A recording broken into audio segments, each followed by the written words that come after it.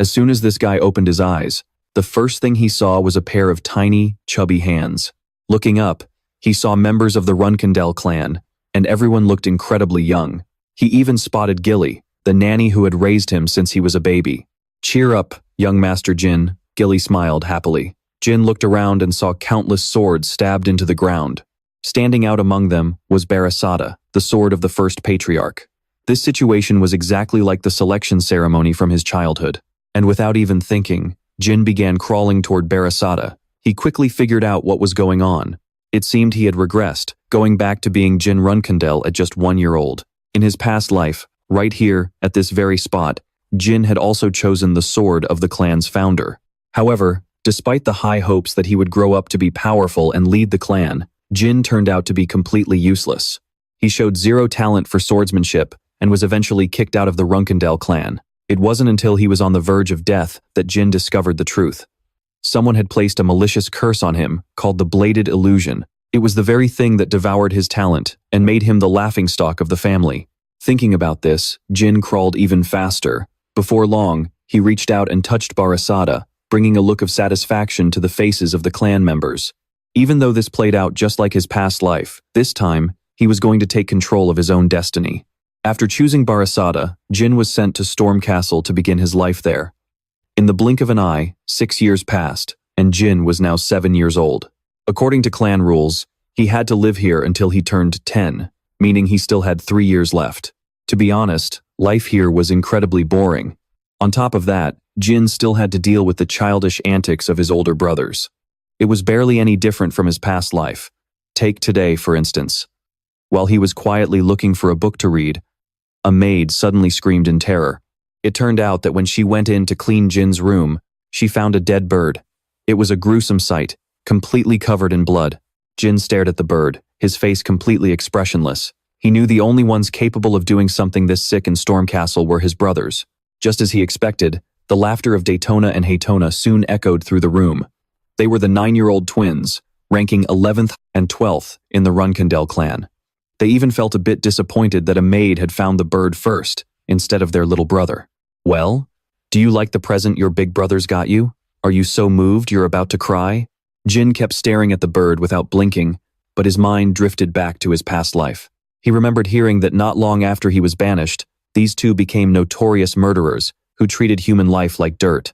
Seeing how they could brutally torture an innocent bird at just 9 years old just to mess with him, Jin realized it wasn't surprising at all that they turned out to be monsters. "Hey, don't tell me you're actually gonna cry. That'd be pathetic," Haytona mocked, but Jin met their insults with pure silence. "Hey, are you even listening to us? Or do you think you're too good for us, just because destiny picked you to be the next patriarch?" Jin remained dead silent. His attitude made the 9-year-old twins completely lose their patience. They decided to stop throwing insults and get physical instead. But as Haytona lunged forward to throw a punch, his fist was caught and locked tight by his little brother, who was 2 years younger than him. "You guys are way too noisy. Shut up."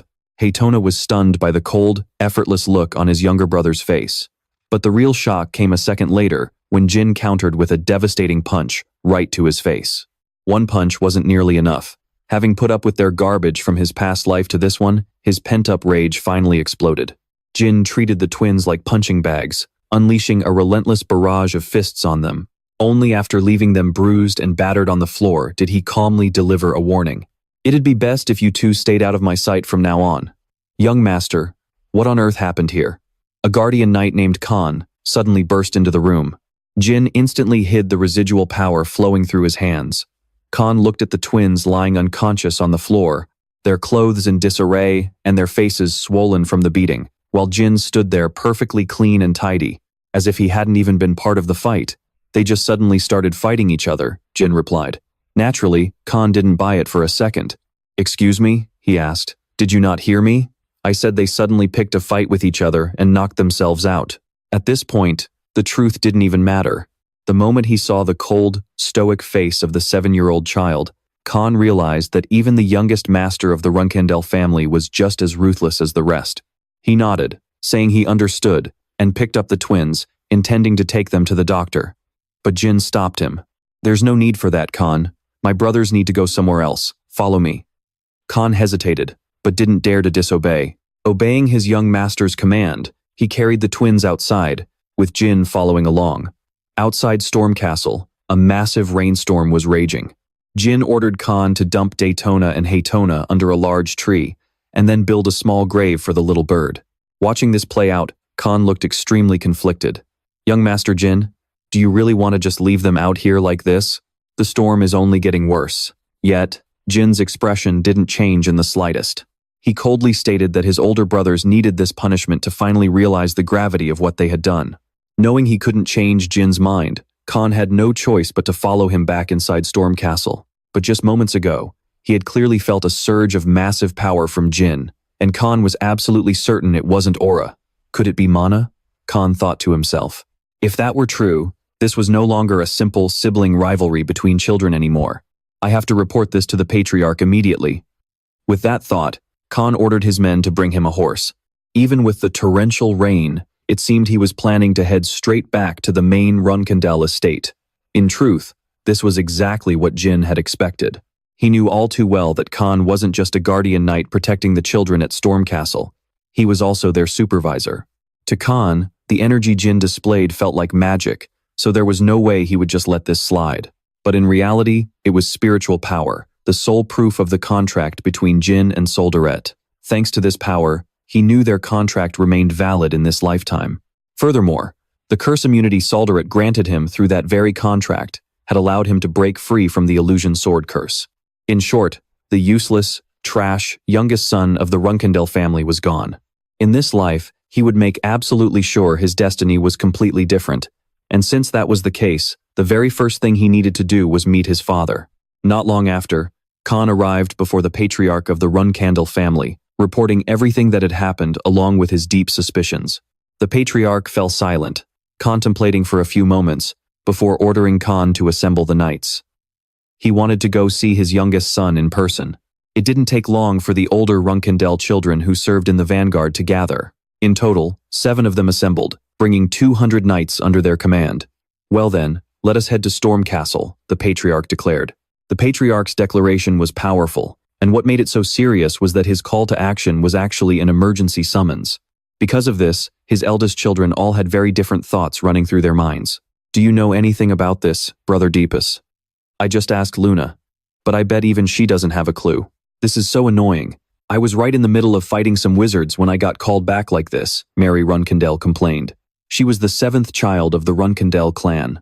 "Next year, the Tona twins will be leaving Storm Castle. Maybe father is heading there because of that, or perhaps he wants to see our youngest brother," Deepus calmly replied. "He was the 4th child of the family. The youngest? Oh right, during his first birthday selection ceremony, that kid actually picked the sword of our clan's founder. How could I forget about that? But is father really returning just for that? Well, who knows what's actually going on in father's head." They kept bickering back and forth until Luna Runcandel, the eldest sibling of the clan, gestured for both of them to shut up. Mary didn't dare say another word, but she kept staring at her father's back, her mind racing with questions. She couldn't understand why he would travel all the way to Storm Castle just to meet Jin. Was that little brat really that extraordinary? As for the patriarch's arrival, Jin wasn't surprised at all. Even as Gilly, filled with a mix of shock and excitement, hurriedly adjusted his clothes, he remained completely calm. Jin knew that Khan was a straightforward, simple-minded man. He wouldn't explicitly tell the patriarch that Jin had used magic, but would simply report exactly what he saw. And that very report would raise a massive question mark, forcing the patriarch to come see for himself. He wanted to find out what kind of power his youngest son could wield, other than swordsmanship and aura. And more importantly, to see if that power, or Jin himself, could become a valuable asset for the clan's future. Just as Gilly finished getting Jin ready, the patriarch arrived. The sheer presence of the army of knights he brought with him was absolutely terrifying. But the first thing the patriarch did wasn't to meet his youngest son. Instead, he ordered his men to bring the twins, Daytona and Haytona, before him. "Daytona, Haytona, I hear you two got into a fight with Jin. Tell me, what did you do wrong?" These two brats were usually incredibly arrogant, but standing before their father, they couldn't help but break into a cold sweat. Even so, they stubbornly insisted they did nothing wrong, claiming that Jin was the one who had attacked and injured them first. They even tried to emphasize that Jin's power was bizarre, that it wasn't aura, but felt exactly like magic. Both of them knew that within the Runcandel family, using magic was strictly forbidden, which was why they kept pressing on this point. That's right, father. If Jin really used magic, we must interrogate him immediately before he finds a way to hide it.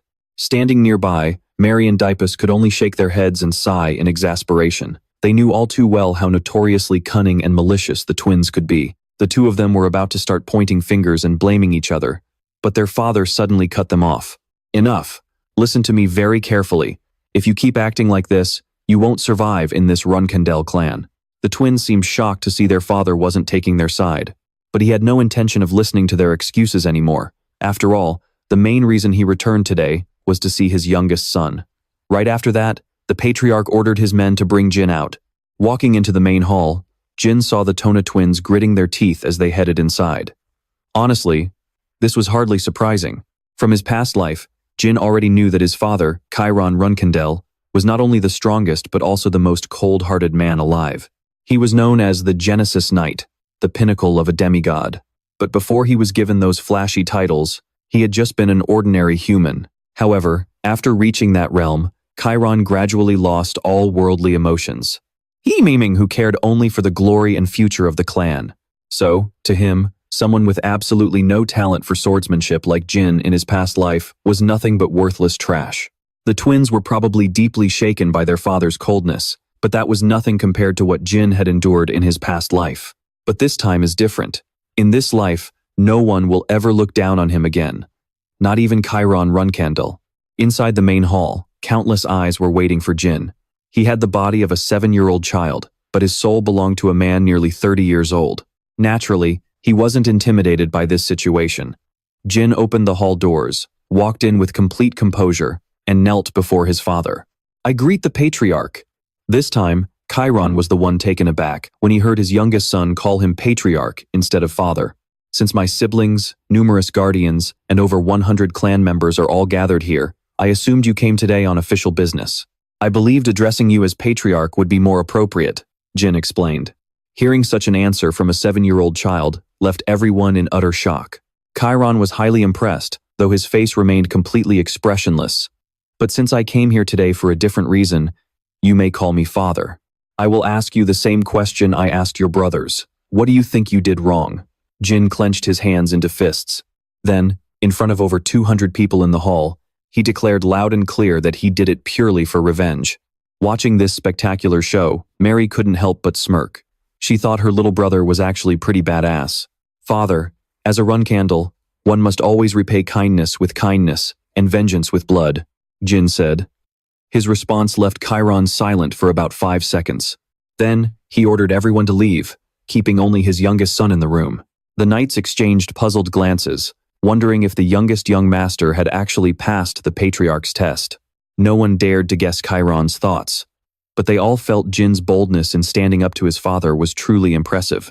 Once they were alone, Chiron spoke. "I dismissed everyone because I have a personal question for you. The Tona twins told me you possess an unusual power. Our Runcandel clan strictly forbids the use of magic. If you meddle with it, you will never reach the absolute peak of swordsmanship. So, what power did you use?" Chiron did not hesitate to threaten Jin, making it clear that if he had indeed dabbled in magic, there would be severe consequences. But Jin knew he would be fine. In fact, once his father learned about this power, he wouldn't be able to turn a blind eye to it. And so, right in front of Chiron, Jin summoned the power bestowed upon him through his contract with Solderet. "Father, I don't really know what it is myself. I'm not sure if it's magic or aura. If you don't mind, could you help me identify this power?" Watching the energy manifest in his son's palm, Chiron's eyes widened in shock, because he recognized that this was the very power belonging to the founder of the Runcandel clan. Looking at the shadow energy surging from his youngest son, combined with the fact that he had chosen the sword Barasada since he was only 1 year old, Chiron Runcandel couldn't help but wonder if this child was truly destined to become the master of the clan. Seeing Chiron lost in thought, Jin spoke up softly. "Father, your power belongs to the shadow god, Solderet," Chiron replied. Although Jin knew his power came from Solderet, this was the first time he had heard that the entity held the title of the shadow god. According to his father, many years ago, Solderet had made a contract with the founder of the Runcandel clan, Lord Temar, and had stood by the family ever since. But since Temar passed away shortly after, Solderet never appeared in Runcandel again. As a descendant, Chiron didn't know the reason behind this either. But he felt that Solderet was now trying to reconnect with the Runcandel clan once again, this time through Jin. "Father, I'm curious about something," Jin asked shyly. "Is that god stronger than you?"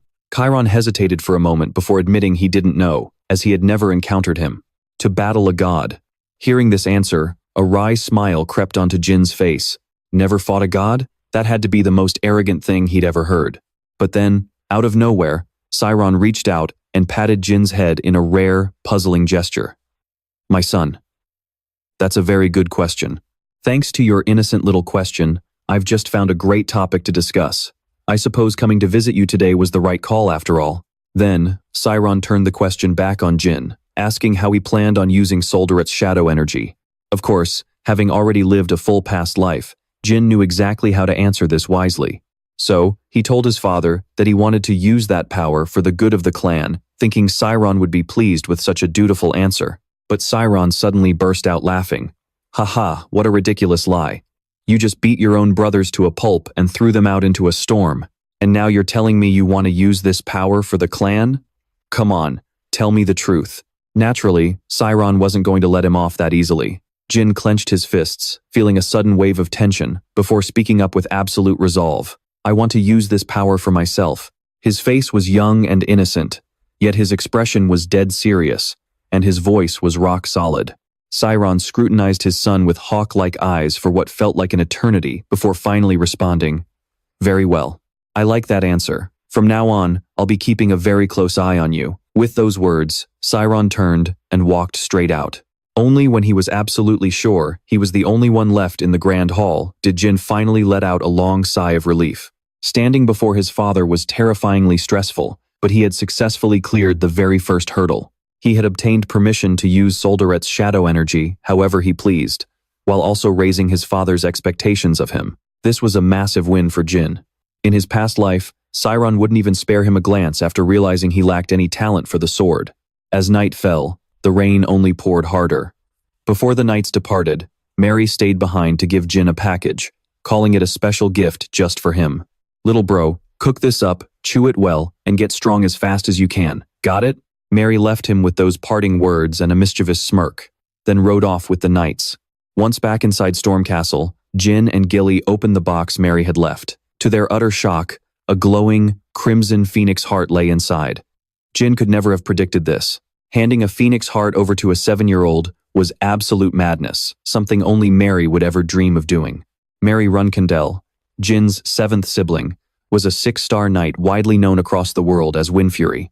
But she also had another, much less spoken nickname, the Mad Woman of the South. The reason this battle maniac of a sister had gifted Jin a phoenix heart seemed crystal clear. It was a blunt reminder for him to grow strong quickly, so he could become a worthy opponent for her. If he consumed it at such a young age, he wouldn't just gain fire resistance.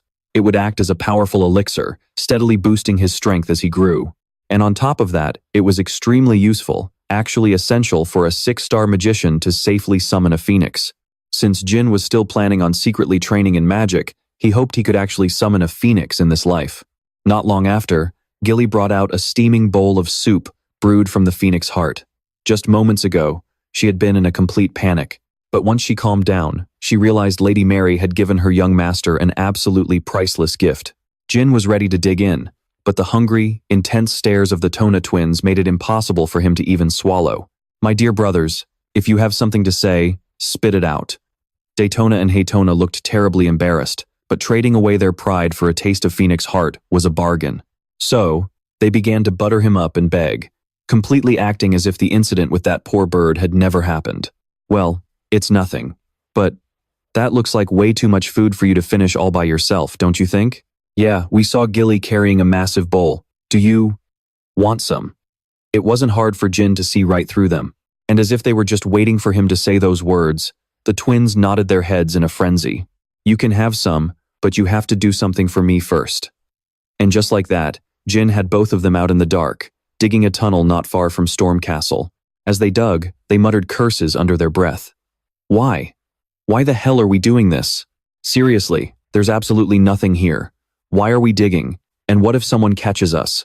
What are you talking about? Even if we get caught, the youngest is the one who'll take the fall. Why would we get in trouble? True, we just need to do what he says, so we can get that phoenix heart soup. Still, don't you think our little brother has been a bit terrifying lately?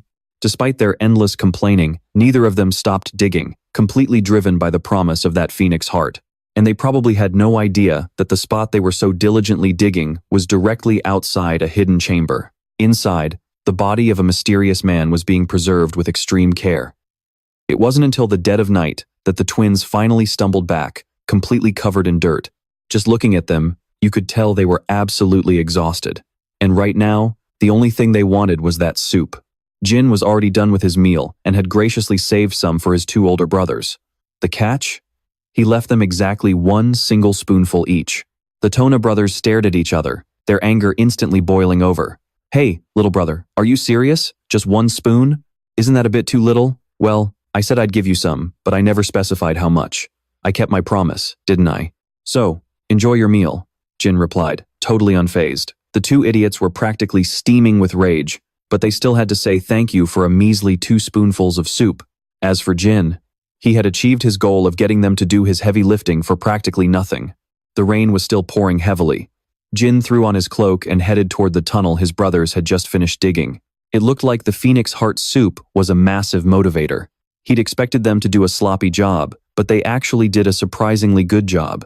The entrance was now right in front of him. Given its thickness, even a simple 1-star spell would be more than enough to blast it open. Jin looked left and right to make sure no one was tailing him.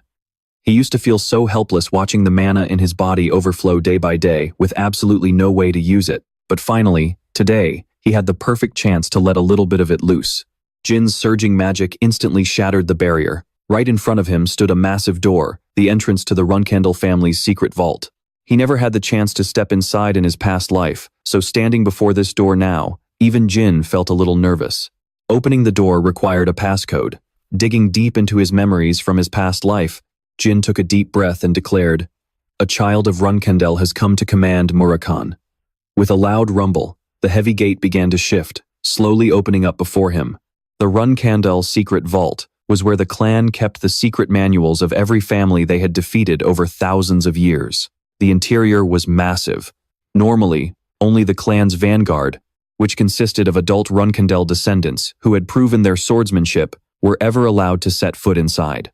Jin didn't have that privilege in his past life, but one of his older brothers had bragged about it, sharing details because he assumed Jin would never be strong enough to enter anyway. Little did his brother know that useless trivia would become the key for Jin to break into the vault while still underage. Once inside, the first thing that caught Jin's eye was a mysterious man suspended inside a giant glass capsule. As he stepped closer, he noticed tiny black scales covering the man's face. This made Jin wonder if the guy was even human, and why on earth something like this was locked away in the Runcandel vault. But then, the passcode flashed through Jin's mind again. A child of Runcandel has come to command Murakan. A sudden realization struck Jin. No way. Could this really be the Black Dragon Murakan? Legend had it that Murakan was defeated by the first patriarch of the Runcandel family and cast into a deep slumber, but Jin had always assumed it was just a myth. He stared at the man for a long time, but eventually realized he didn't have time to dwell on it. He needed to focus on his main goal, finding those secret manuals. What Jin didn't notice, however, was that the very moment he turned his back, the fingers of the Black Dragon twitched. He finally made it deeper into the vault, which was packed with the secret manuals of countless fallen clans. He decided to start with the Heis family, since they were a renowned clan of swordsmen, but after skimming through it, the techniques seemed way too complex, even compared to 3-star magic theories. He wanted to take it back to his room to study, but that would be way too risky and easy to catch. So instead, Jin pulled out a blank notebook he'd brought along. He decided he would copy down a portion of the manual every single time he visited. Over the next few days, Jin quietly slipped back and forth between the storm castle and the secret vault. But one day, right in the middle of copying down a manual, he heard footsteps echoing behind him. Jin jumped to his feet, panic-stricken. He thought for sure someone had caught him sneaking into the secret vault. He cracked the door open just a tiny bit to peer outside, only for a pair of glowing eyes and a towering figure to appear on the other side, freezing him in absolute terror. "Hey, kid, who the hell are you?" Jin was so tense he forgot to breathe. The Black Dragon Murakan had actually awakened. In his past life, He'd never heard a single thing about Murakhan waking up like this. He had no idea how to handle a situation like this. But despite the sheer panic, Jin forced himself to stay calm.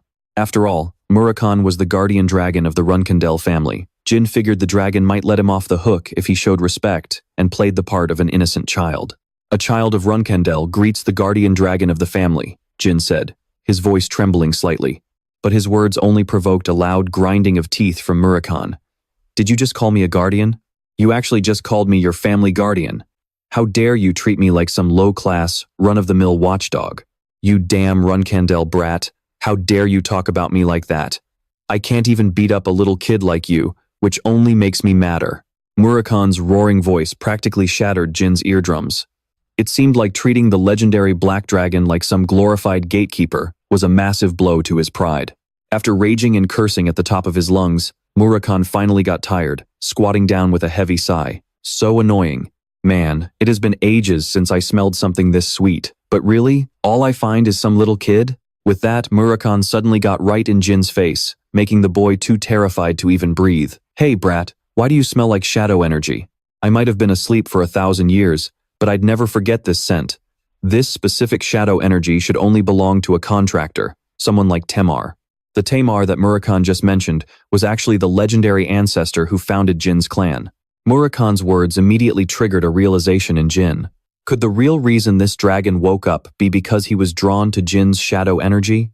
Of course, Murakhan didn't think for a second that a mere child like Jin could actually form a contract with Solderet. So, he began sniffing around the room with his incredibly sharp dragon nose, desperate to find the true source of that shadow energy. Jin felt a wave of anxiety. He hesitated, unsure if he should make a move since he still didn't know how Murakhan felt about Solderet's power. But after a brief hesitation, Jin decided to take a gamble. Lord Murakhan, is this what you are looking for? My father told me this power comes from the shadow god, Solderet. Murakhan froze as he stared at the sphere of dark energy swirling in Jin's palm. Then, his entire body began to tremble. Solderet, are you kidding me? No way. You are serious? The 1,000-year covenant is actually with this little kid? Both Jin and Murakhan fell into a heavy silence. After what felt like an eternity, the dragon finally spoke up. Hey kid. Yes sir, Jin answered politely. You see, I made a promise to Solderet, and it looks like you and I are going to have to work together to fulfill it. Murakhan explained that he would share the details later. Having just woken up from a 1,000-year slumber, his mind was still completely foggy. Besides, he doubted Jin would even understand the whole story anyway, considering how tiny he was. Even so, he felt it was only right to formally introduce himself to Solderet's new contractor. With that, Murakhan slowly stood up as his body began to transform. I am Murakhan, the guardian of Solderet, his loyal friend, and the last descendant of the original shadow beasts. By our 1,000-year covenant, I shall walk alongside you from this day forth. With those words, Murakhan's true, majestic form was revealed right before Jin's eyes. Jin trembled slightly, overwhelmed with emotion. Just moments ago, he was terrified that Murakhan might be Solderet's enemy. If that were the case, the dragon might have killed him for harboring Solderet's power. But to his immense relief, Murakhan was an ally, not a foe. His gamble had paid off perfectly. State your name, contractor of Solderet. I am Jin Runcandel. Jin finally let out a relieved, satisfied smile. I am the 13th and youngest child of the Runcandel clan. It is an honor to stand by your side. The black dragon Murakhan was a legendary entity. Even Mount Murakhan, the sacred land of howling winds, was named in his honor. He had ruled over those lands for eons. However, 1,000 years ago, Murakhan was defeated in a fierce battle against Temar Runcandel. History books recorded that after the Castle of Storms was destroyed, Murakhan fell into a deep, eternal slumber. But after actually meeting Murakhan, Jin realized that the historical records might not be entirely accurate. It seemed that those who signed contracts with the gods, like Temar and himself, were destined to partner with a dragon. Although there were still many mysteries left to uncover, this twist of fate that bound him to the black dragon Murakhan was undoubtedly a massive blessing. The very next day, Jin returned to the secret chamber, bringing a box of food for the dragon. Knowing they would be spending a lot of time together, Jin started asking about all the things he was curious about. Naturally, his first question was about the legendary battle between the dragon and his ancestor, Temar. However, because so much time had passed, Murakhan had slept himself into a state of total brain fog and couldn't remember a single thing about it. After a few failed attempts at questioning, Jin could only be certain of one thing about this legendary beast. He was absolutely obsessed with the strawberry cakes Jin brought him. Soon, Murakhan also grew curious about why Jin sneaked into the secret chamber every single day just to copy martial art manuals. "You actually understand this stuff?" he asked. "Only about 30% of it. The rest makes absolutely no sense to me," Jin admitted. Jin let out a heavy sigh. "Hey, don't look so down. For a kid your age, grasping 30% of this is already mind-blowing. Other brats couldn't even manage a fraction of that because they're way too lazy," Murakhan said, trying to comfort him. But his words did absolutely nothing to cheer Jin up. After all, Murakhan was comparing him to average children, whereas Jin belonged to a family that ruled over half the entire continent. He had 12 older siblings to compete with, not to mention his demanding parents and the clan elders. If he wanted to surpass any of them, Jin had to push himself way harder. "Hey Murakhan, back when the founder of my clan was my age, how much of these books could he actually understand?" Jin asked out of genuine curiosity. He wanted to know how he measured up to the man remembered as the strongest human in history. And Murakhan's response took him completely by surprise. "Temar? I doubt that Blockhead could understand a single line of these books when he was your age. But hey, book smarts aren't everything." Murakhan recalled that Temar barely ever read books, yet he was still an absolute beast in battle. He bluntly added that while Jin had similar potential, he still fell short compared to his legendary ancestor. Jin had felt a spark of hope, but hearing this brutal honesty immediately brought him back down to earth. "So, does that mean I'll never be as great as our founder?" Murakhan stared at him for a long moment before reaching out to pat Jin's head. "No, you're Solderet's contractor, just like Temar was. Besides, you're smart enough to actually understand those secret manuals. You're still young, so don't rush. Just train hard, and you'll eventually become as strong as Temar. Maybe you'll even surpass him." Murakhan wasn't just saying this to comfort him. He genuinely meant every word. Solderet, the god of shadows who granted Jin his power, was also known as Infinity. His power had no limits, which meant there were no limits for his contractor, either. Of course, to Murakhan, Jin was still just a kid who would inevitably feel down now and then on his journey. So, to cheer him up, the dragon decided to teach him a new trick: how to release the shadow energy inside of him. Murakhan explained that any creature capable of controlling shadow energy has to get used to it, but doing it without proper training is extremely dangerous. That's why Jin had to start from the very beginning and take it seriously.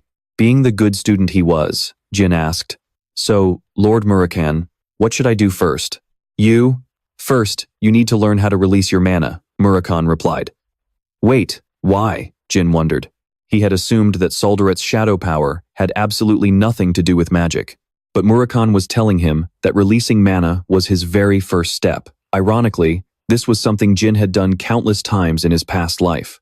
Releasing shadow energy is all about unlocking and moving your mana. You have to master both of these steps. From now on, you'll need to train for 2 to 3 years to get it down. Jin frowned slightly. 2 to 3 years? For someone like him, who was desperate to grow strong as quickly as possible, that felt like an eternity. Oblivious to Jin's thoughts, Murakhan kept rambling on. "You don't even know the basics yet, so I can't teach you anything too advanced. Basically, what you need to do next is unlock your..." But before he could even finish his sentence, a magic sphere manifested right in Jin's palm. With a completely straight face, Jin said, "It's really not that big of a deal, like this, right? Now, can you teach me the advanced stuff?" Murakhan was absolutely speechless. He leaned in close, inspecting the magic sphere intently, repeatedly asking Jin how on earth he had managed to do it. Of course, Jin couldn't just admit that he was a regressor who had unlocked this power in his past life, so he just brushed it off with a vague excuse. And just like that, in Murakhan's eyes, Jin instantly became a genius among geniuses. After that, the dragon decided to show him a demonstration of what releasing shadow energy actually looked like. Jin had successfully baited Murakhan into teaching him how to master shadow energy, so he was secretly thrilled. Even though he had been asleep for 1,000 years, it seemed Murakhan's power hadn't faded one bit. As the name suggests, shadow energy originates from shadows, and all shadows in this world are born from Solderet. To put it another way, Solderet is the absolute ruler of all shadows in existence. Since Jin was currently Solderet's only contractor, it meant that, in a way, he was also the master of all shadows in this world. As he spoke, Murakhan released a massive wave of his shadow energy. The sheer pressure was overwhelming, but it only made Jin feel incredibly excited. Time flew by. While Jin was busy learning how to master Solderet's power, his older siblings weren't just sitting around idly either. For instance, his eldest sister, Luna, was currently on a mission to clear out monsters from a massive region. According to a report from one of her knights, Luna's squad only had 5 more areas left to clear before the mission was fully complete. 4 months should be enough, Luna estimated to herself, before telling her knights to take a break. Then, suddenly remembering something, she turned to her subordinate and asked, "By the way, what do 9-year-olds usually like?" 6 months after Jin's fateful encounter with Murakhan, the Tona twins were finally old enough to leave the storm castle. Having escaped Jin's clutches, they looked incredibly relieved. And with those two finally gone, Jin was glad to have them out of his sight.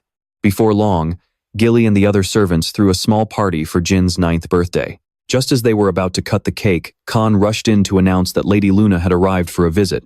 Luna, showing up to celebrate Jin's 9th birthday, took him completely by surprise, especially since everyone knew just how busy the eldest child of the Runcandel family was. She was a powerhouse 9-star knight whose schedule was always packed. Luna went by the nickname White Whale, likely because of her striking silver-white hair. Despite being the strongest among the Runcandel siblings, she had absolutely zero interest in becoming the family patriarch. As a result, Luna had stepped out of the muddy power struggle for the succession long ago. To Jin, his eldest sister was truly a solitary white whale. Because of this, she had never paid any attention to her siblings, treating her relationship with her 12 brothers and sisters more like total strangers than blood relatives. In his past life, Jin was no exception. Yet today, on his birthday, that very sister had decided to pay a visit to the Storm Castle. Luna arrived at Storm Castle, completely unannounced. At first, Jin thought some major disaster had struck the family, or that Luna had discovered him sneaking into the clan's secret chamber. But when the two siblings faced each other, the first thing Luna said was, "You've grown so much, kiddo." Jin replied, "If I'd known you were coming, sister, I would have dressed up a bit more." Luna replied, "Cute," then walked over and patted Jin on the head. "Do I really need to give a warning before visiting my youngest brother?" This warm gesture and affectionate tone were so unlike Luna's usual self, leaving Jin completely stunned. Seeing his shocked expression, his sister mistakenly thought he was unwell. "Why do you look so out of it? Are you sick?" "Oh no," Jin quickly shook his head. "Actually, I'm just a bit nervous because this is the first time I've been this close to you. For some reason, I just feel restless." Hearing this, it was Luna's turn to be taken aback. In the Runcandel family, siblings were raised to constantly guard against and even destroy one another. So, it wasn't surprising that Jin would be anxious, thinking she was here to evaluate him. A wave of sadness washed over Luna. She clenched her fists, and only after a long silence did she speak. "Yes. I suppose I didn't think this through. You might still be small, but I forgot that you, too, are a Runcandel." With that, Luna suddenly knelt on one knee to meet Jin's eye level, telling him she had something to discuss with him in private. Understanding her cue, Jin immediately dismissed all the guards, maids, and even Gilly. Although he didn't know what was prompting Luna's unusual behavior, it didn't seem like she had any bad intentions. Once they were alone in the room, Luna's expression grew serious. She mentioned that during Chiron Runcandel's last visit to his youngest son, Jin's performance had drawn the attention of all his other siblings, which meant that in 1 year, when Jin was old enough to leave Storm Castle, he would become a prime target for the others. "Kiddo," Luna said, her voice filled with earnest concern, "I really hope you don't lose your own happiness by getting dragged into this family feud. I truly wish that you won't be broken by the ruthless traditions of the Runcandel clan." Hearing Luna's words, Jin was temporarily lost for words. Could the reason she gave up her claim to the patriarch position really be that simple? And if she didn't want him entangled in their siblings' rivalry, why hadn't she warned him even once in his past life? Was it because back then, he wasn't even worth talking to? Or was it because the others didn't even consider him a threat? But whatever the reason, Jin could feel Luna's genuine sincerity as she sat right before him. Jin gently patted Luna's hand, which was holding his tightly. "Sister Luna, I truly appreciate your concern, but I have absolutely no intention of staying out of this fight. Jin, I'm serious. I'm not saying this because I'm worried you'll oppose me. I know, sister, but I've already survived one assassination attempt. That's why there's no way I can stay out of this mess." In truth, the assassination attempt Jin was referring to was the bladed illusion curse, which had already been broken in his past life. When Luna heard this, her eyes widened in utter disbelief, her shock quickly turning into cold fury. Jin could even feel the suffocating, killing intent radiating from his older sister. Who has the nerve to target your life right here in Storm Castle? Tell me, Jin, who wants you dead? After all, Storm Castle was built to protect the children of the Runcandel family, keeping them safe from being eliminated too early in the struggle for the patriarchy. So, hearing her little brother, who had never even set foot outside Storm Castle, say he had been targeted for assassination, it was only natural for Luna to be furious. To be honest, I haven't figured out who it was yet, but I'm completely fine, sister, Jin said, trying to comfort her. Besides, not all of my siblings hate me. Aren't you proof of that? Thank you for letting me know how you feel. It truly makes me happy from the bottom of my heart. Seeing a 9-year-old child speak with such mature, adult-like poise only made Luna's heart ache more. She couldn't find the words to say, so she simply pulled Jin into a tight embrace, gently stroking his hair. This was the first time he realized Luna could be so incredibly warm, so he hugged her back tightly, soaking in a rare moment of genuine family affection. All right, today is a happy day. We shouldn't be talking about such grim things. Releasing Jin, Luna pulled a small box from her robe. She explained that her main reason for coming today was actually to give Jin a gift. Inside the box was a necklace with a blue stone pendant, but it was no ordinary gem. Luna told him, "Whenever you run into trouble that you can't handle alone, just smash the blue gem on this necklace and I'll immediately come to your side. So make sure you always keep it on you." Luna helped Jin put it around his neck and whispered warmly, "Happy 9th birthday, little brother." Gilly then brought in some cake, and the two siblings enjoyed the sweet treat together, chatting like any normal brother and sister. After a while, Luna reluctantly took her leave. That night, Jin once again headed to the clan's secret chamber. The moment Murakhan saw him, he shrieked, "Why are you so late today? And what on earth is that wrapped around your neck?" "Oh, just my birthday present," Jin replied. "Whoever gave you that must really adore you." Murakhan pointed a trembling finger at the jewel, practically shaking with excitement. Seeing his bizarre reaction, Jin pressed for answers. That was when he learned this blue gem was actually a relic of the Demon King Orgel. Over 1,000 years ago, countless people risked their lives just to get their hands on even one of his relics. This magical item is incredible because it grants the wearer immunity to any magic attacks of 5 stars or below, boosts their magical power, and even has summoning abilities. The reason Murakhan knew so much was because he had also lived through the same era as Orgel. Someone with incredibly powerful energy must have given this to you, right? Murakhan asked. Yeah. My eldest sister just dropped by. Wait, you could sense her energy from all the way in here? Jin handed the birthday cake to Murakhan, asking in astonishment. Spot on. And she probably sensed me too. Hearing this made Jin highly anxious. He was terrified Luna would report this to the clan, but Murakhan brushed it off, telling him he was worrying over nothing. After all, someone who would casually hand over a relic of the Demon King Orgel would never tattle on him and leave him to be torn apart by the family. Jin had to admit, the dragon actually had a point. Murakhan added that out of all his siblings, Luna was one person Jin could truly trust. And Murakhan was right on the money. Back at Storm Castle, Luna had indeed sensed a powerful energy she had never felt before. She also suspected her youngest brother was planning something, but she figured it was best to just play dumb. That day, Luna made a decision.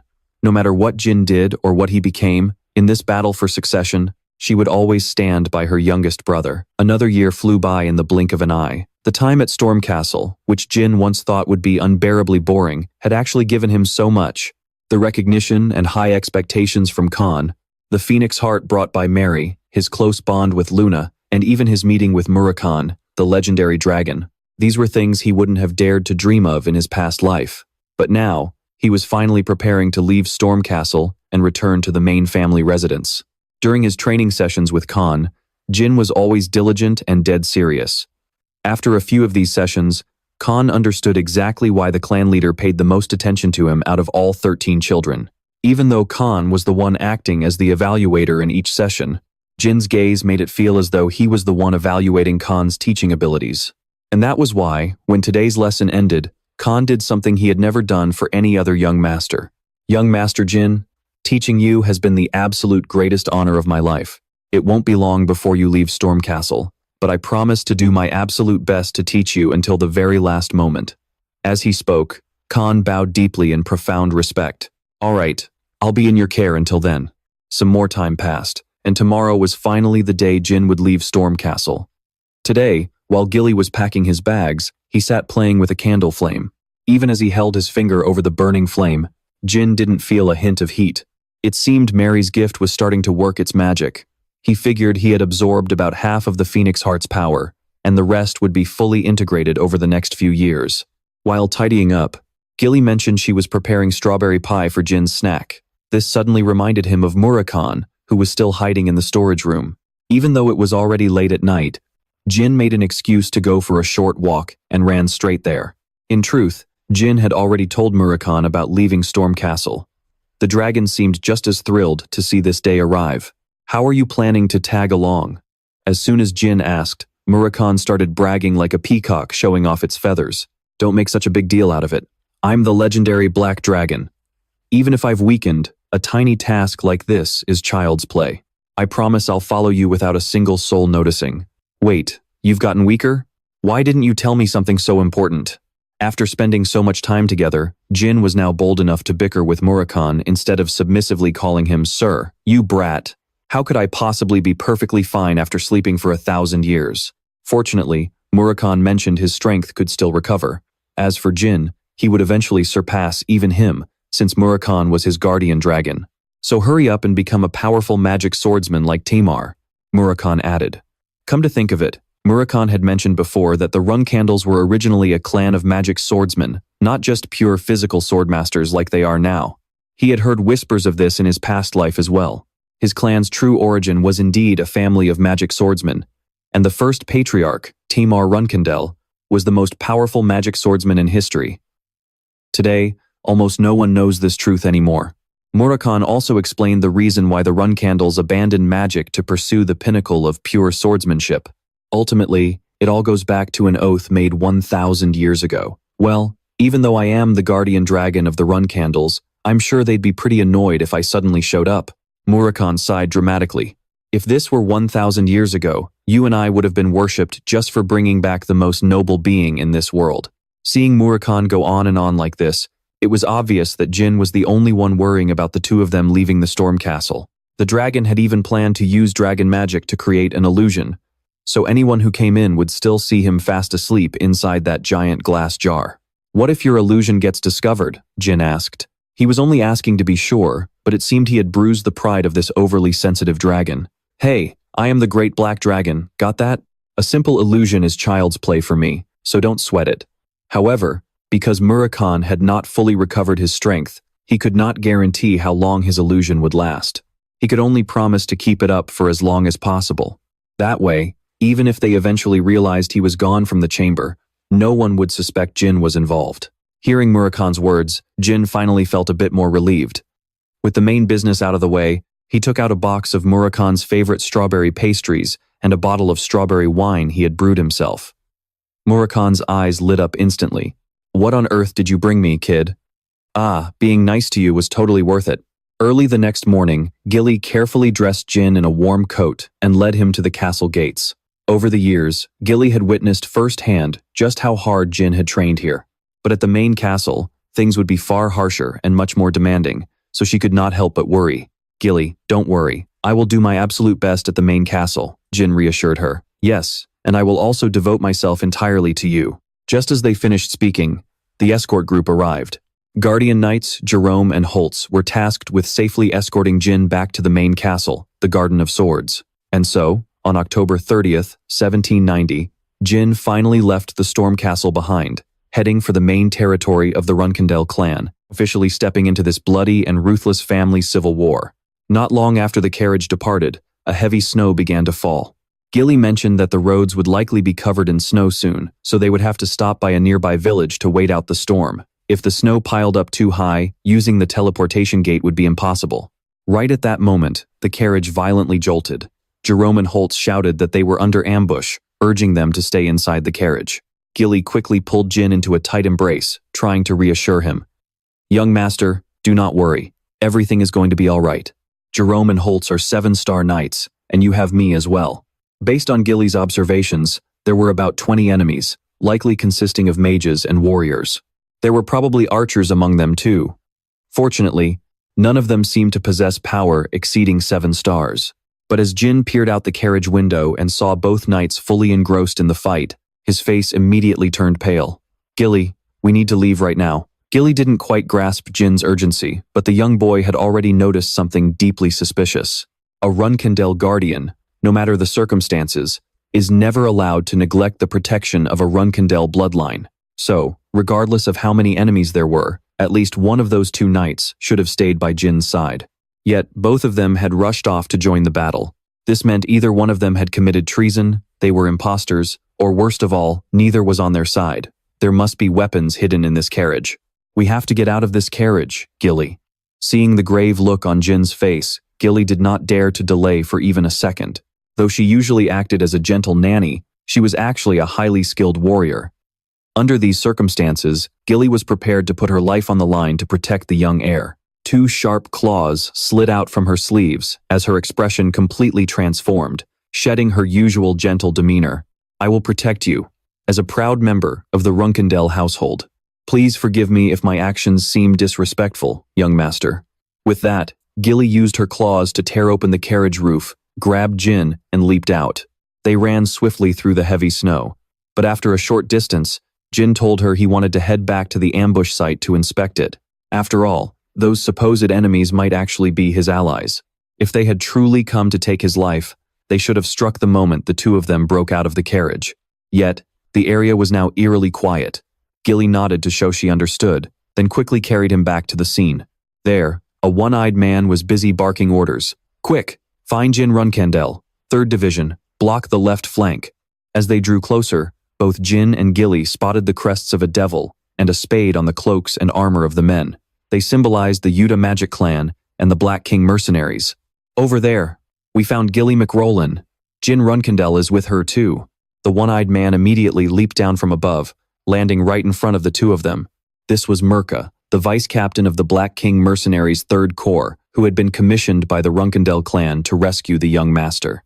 As for the 2 guys claiming to be Jerome and Holtz, their cover was now completely blown.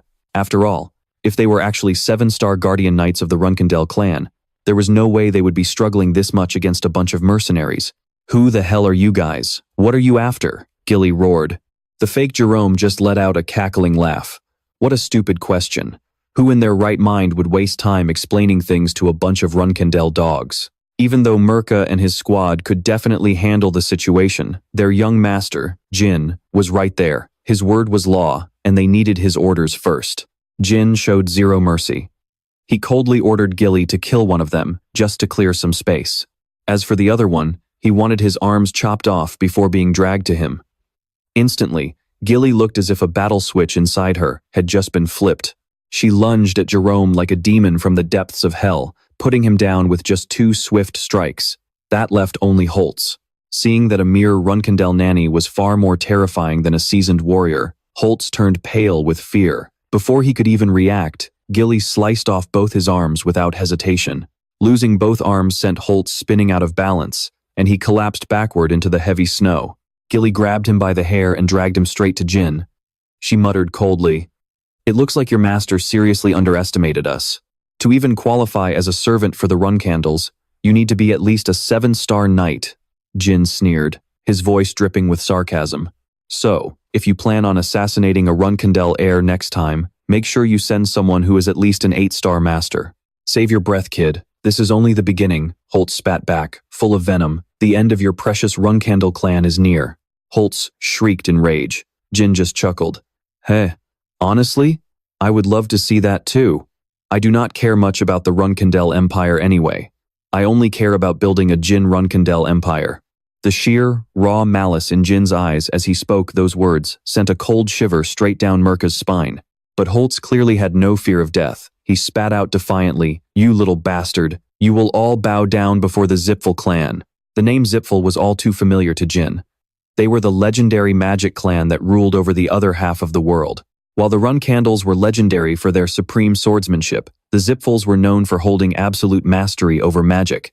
1,000 years ago, after Temar Runcandel passed away, The Zipfels forced a humiliating treaty upon them, demanding that the Runcandels completely abandon all magic. Since then, magic had been sealed away within the Runcandel clan. To them, the Zipfels were their ultimate rival, and the hatred was completely mutual. It all made sense now. Jin had been wondering who could possibly be reckless enough to target him. They were fanatics of the Zipfel clan. Knowing that, interrogating him further would be a complete waste of time, Jin casually ordered Gilly to dump him somewhere in the wilderness and let nature take its course. Of course, considering them mortal enemies, the Zipfels were always plotting against the Runcandels. But this attack did not seem like a coordinated strike by the Zipfel family itself. It was likely just a bunch of rogue fanatics acting on their own. Still, Jin found it highly suspicious. No matter how well these rats disguised themselves, there was no way they should have easily fooled a 7-star knight like Gilly. This led him to suspect that someone inside must have helped them pull it off. Gilly finished the job and returned in no time. That was when Jin turned his attention back to Mirka. If it had not been for Mirka and his men drawing the imposter's attention away, things might have gone differently. As a man of his word, Jin promised that once he returned home, he would report their brave deeds so they would be handsomely rewarded.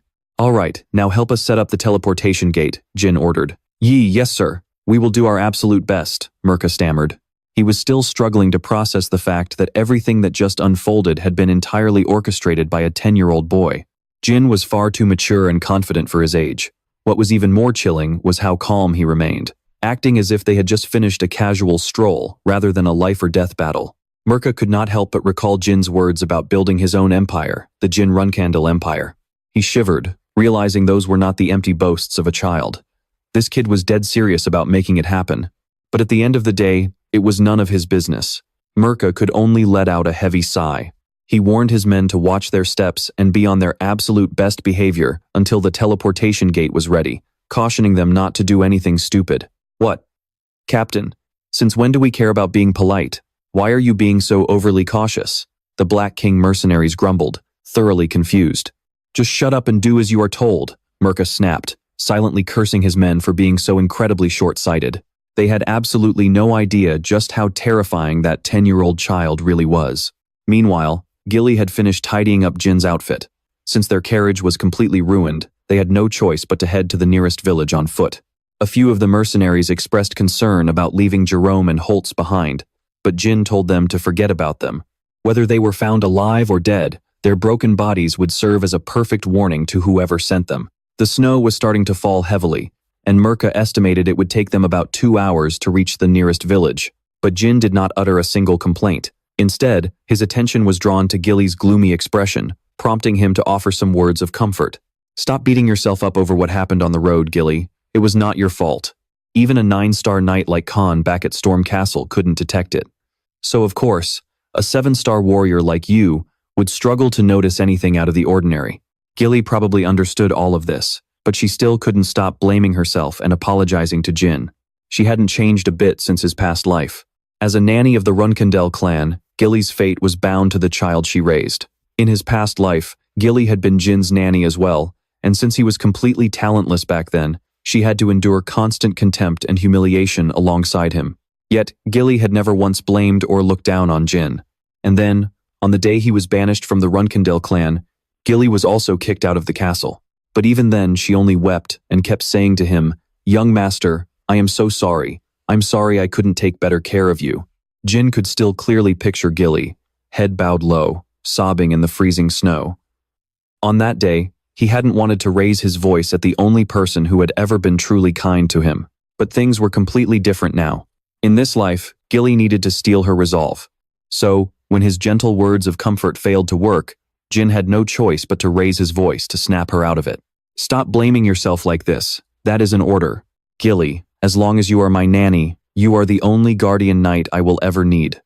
If you let trivial things like this get to you, how do you expect to protect me in the future? So, don't make me repeat myself ever again. Do you understand?" Jin's sharp and resolute words finally brought Gilly to her senses. She quickly composed herself and continued walking forward by his side. More than anyone, Gilly knew how much Jin cared about her.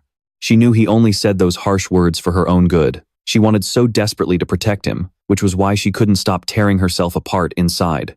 But now, after that harsh wake-up call, Gilly had pulled herself back together, and Jin felt deeply relieved. They walked for a long time before finally entering a village. Mirka found an inn and rented a room for Jin to rest, but the young master's mind kept drifting back to what had just happened. If Jin's hunch was correct, there was a very high chance that he was behind this, the transformation wizard, Bouvard Gaston. Shapeshifting was a specialty of the dragon clan, but even dragons couldn't pull off a flawless transformation. Bouvard was the only being in existence capable of creating a perfect transformation. He used that unique ability to disguise himself and commit various crimes, throwing the world into chaos. Jin only hoped his theory was wrong.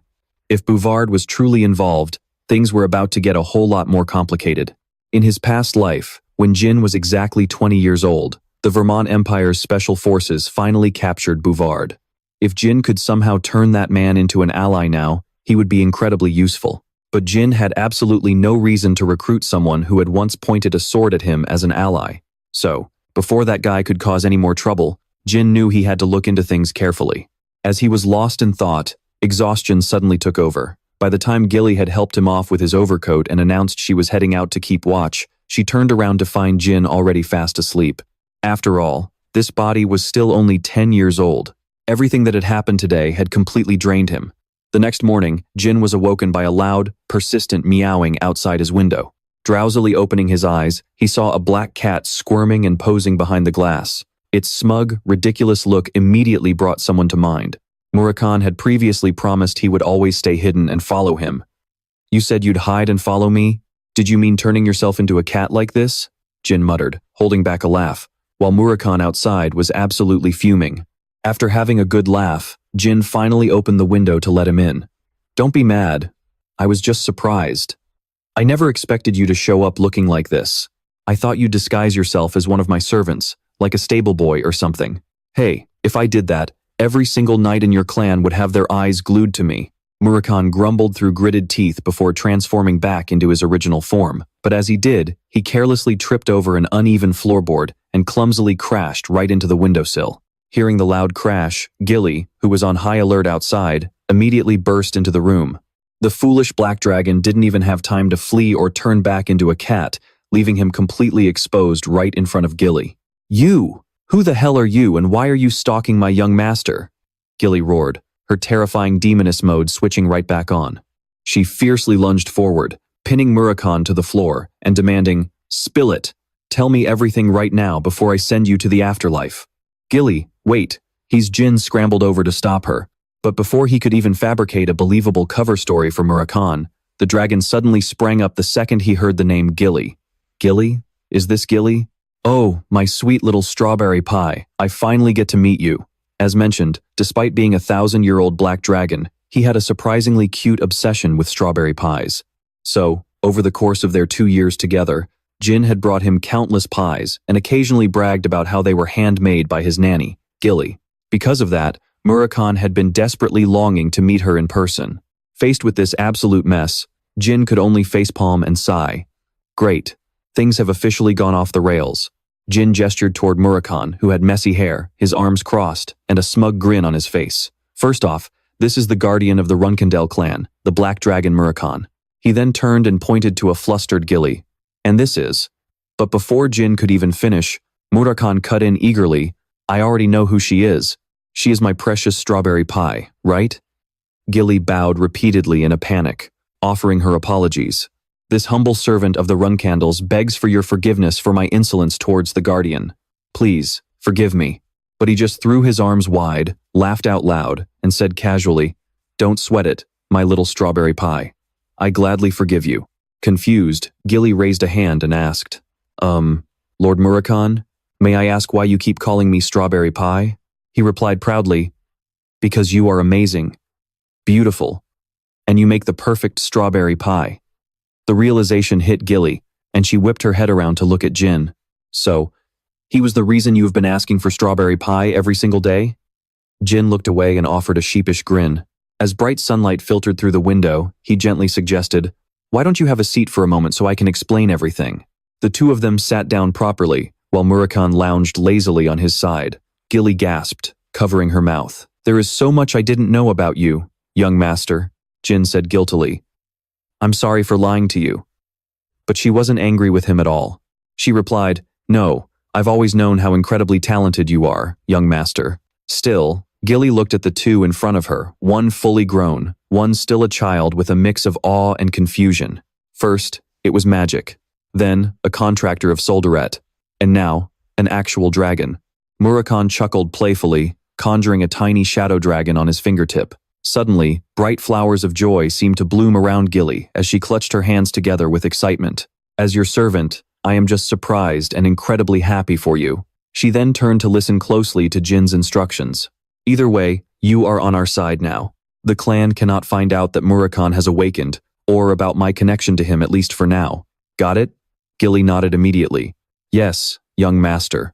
I understand. Murakhan suddenly stood up right in front of her, grinning ear to ear. There is no need to worry. Besides, strawberry pie, I'll always have this kid's back. She quickly bowed in gratitude. Thank you for your kindness, Lord Murakhan. Gilly then recalled the loud crash from earlier when he had face-planted. Wait, what was that loud noise right before you transformed? Jin shoved his hand right in Murakhan's face. You really need to be more careful. Murakhan grumbled. Stop lecturing me, and started to make excuses.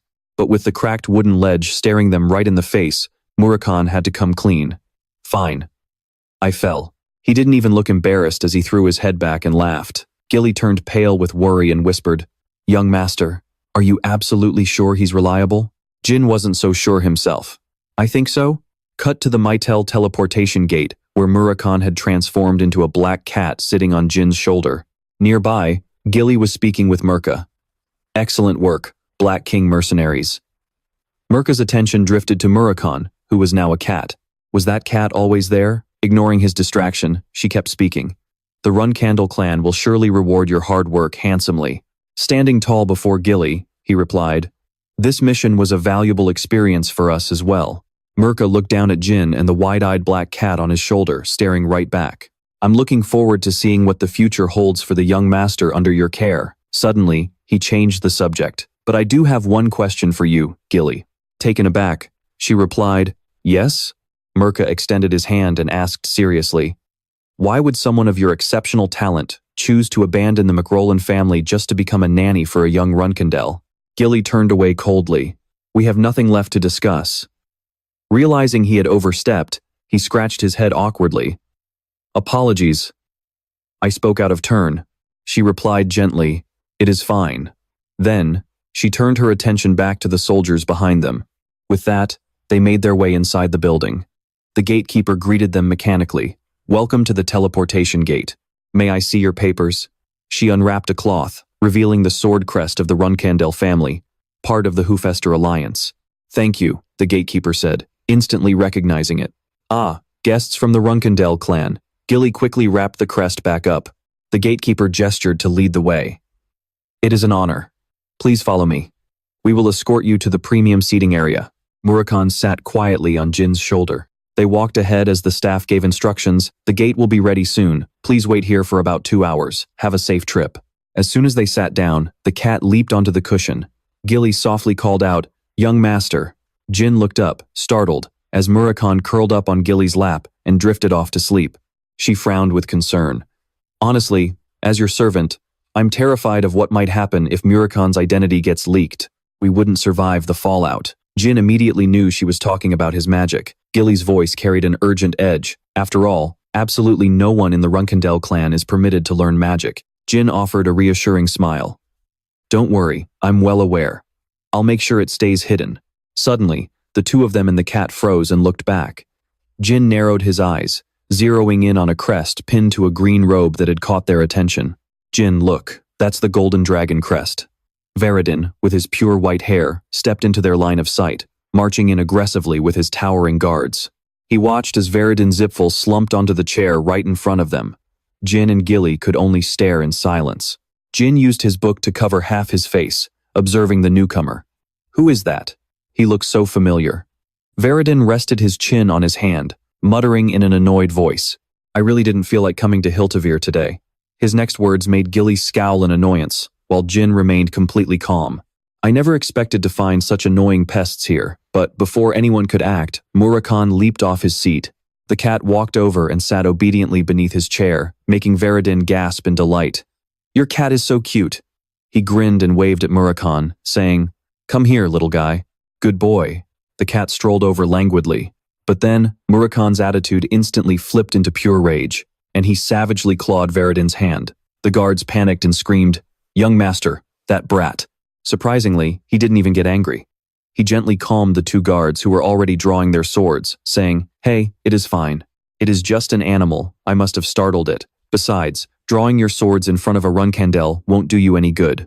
Veridin looked back over, filled with curiosity. Seeing that the other two did not react aggressively, he was quite surprised. "I was just curious and wanted to mess with them a bit, but I never expected zero reaction. I guess the youngest son of the Runcandel family is incredibly composed." Murakhan turned around and lazily stretched out on Jin's lap. Veridin stood up, resting his hands on his hips as he introduced himself. "I am Veridin Zipfel.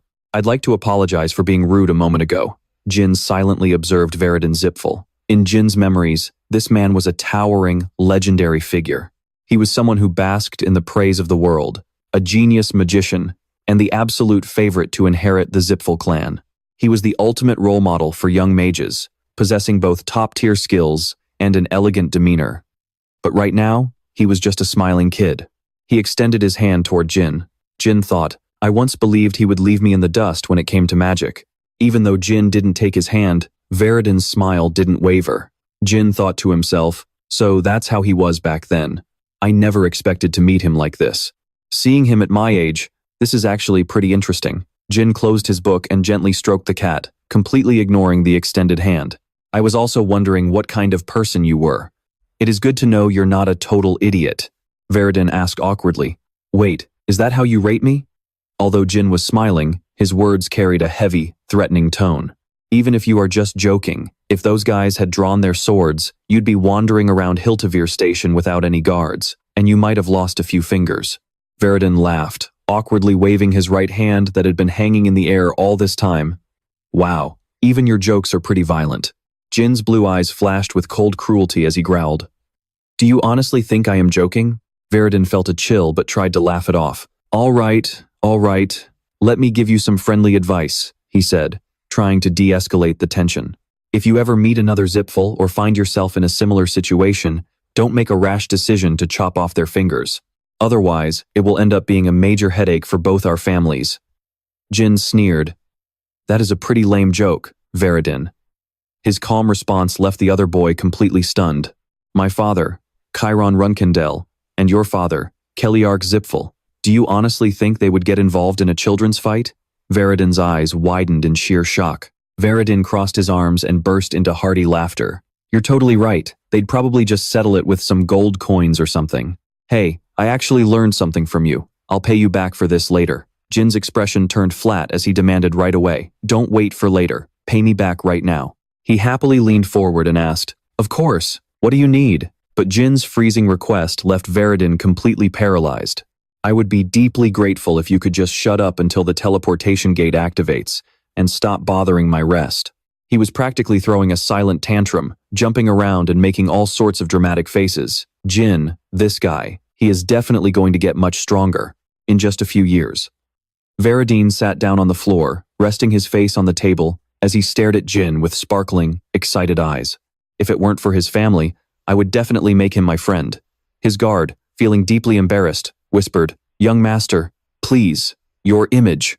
But Veridin only grew more thrilled as a sudden realization hit him. Wait a minute. If he is a Runcandel, does that mean we might end up as sworn rivals? Oh, I am so cool. The guard rubbed his forehead, letting out a weary sigh. "Young master, please." Jin felt completely helpless under Veridin's starry-eyed, longing gaze. What an absolute pain. The scratch on his hand is probably getting worse, yet he is still acting like this. What is wrong with the Zipfel clan anyway? They are all completely insane. An announcement over the loudspeaker broke the bizarre atmosphere. "Thank you for your patience." The gate on the ceiling began to glow with brilliant, shifting runes. A powerful, diamond-shaped surge of magical energy materialized as a cold voice announced. "The teleportation gate is now temporarily open. Passengers may experience headaches or dizziness as side effects. Therefore, please travel in groups of 2 with 1 pet and remain seated." As they prepared to enter the gate, a blue aura of magic slowly enveloped them. Veridin suddenly sprang to his feet and called out, "Jin Runcandel!" Even as his figure began to fade, Varadin eagerly promised, "It was great meeting you. See you next time." Jin coldly rejected him, turning his face away. "No thanks, let's never meet again." Soon, a towering castle and a flag bearing the Runcandel crest came into view. The carriage rolled onward without stopping. Gilly stood rigidly to one side, looking composed and professional. As Jin stepped down from the carriage, a voice rang out to greet him. "We have been waiting for you, young master."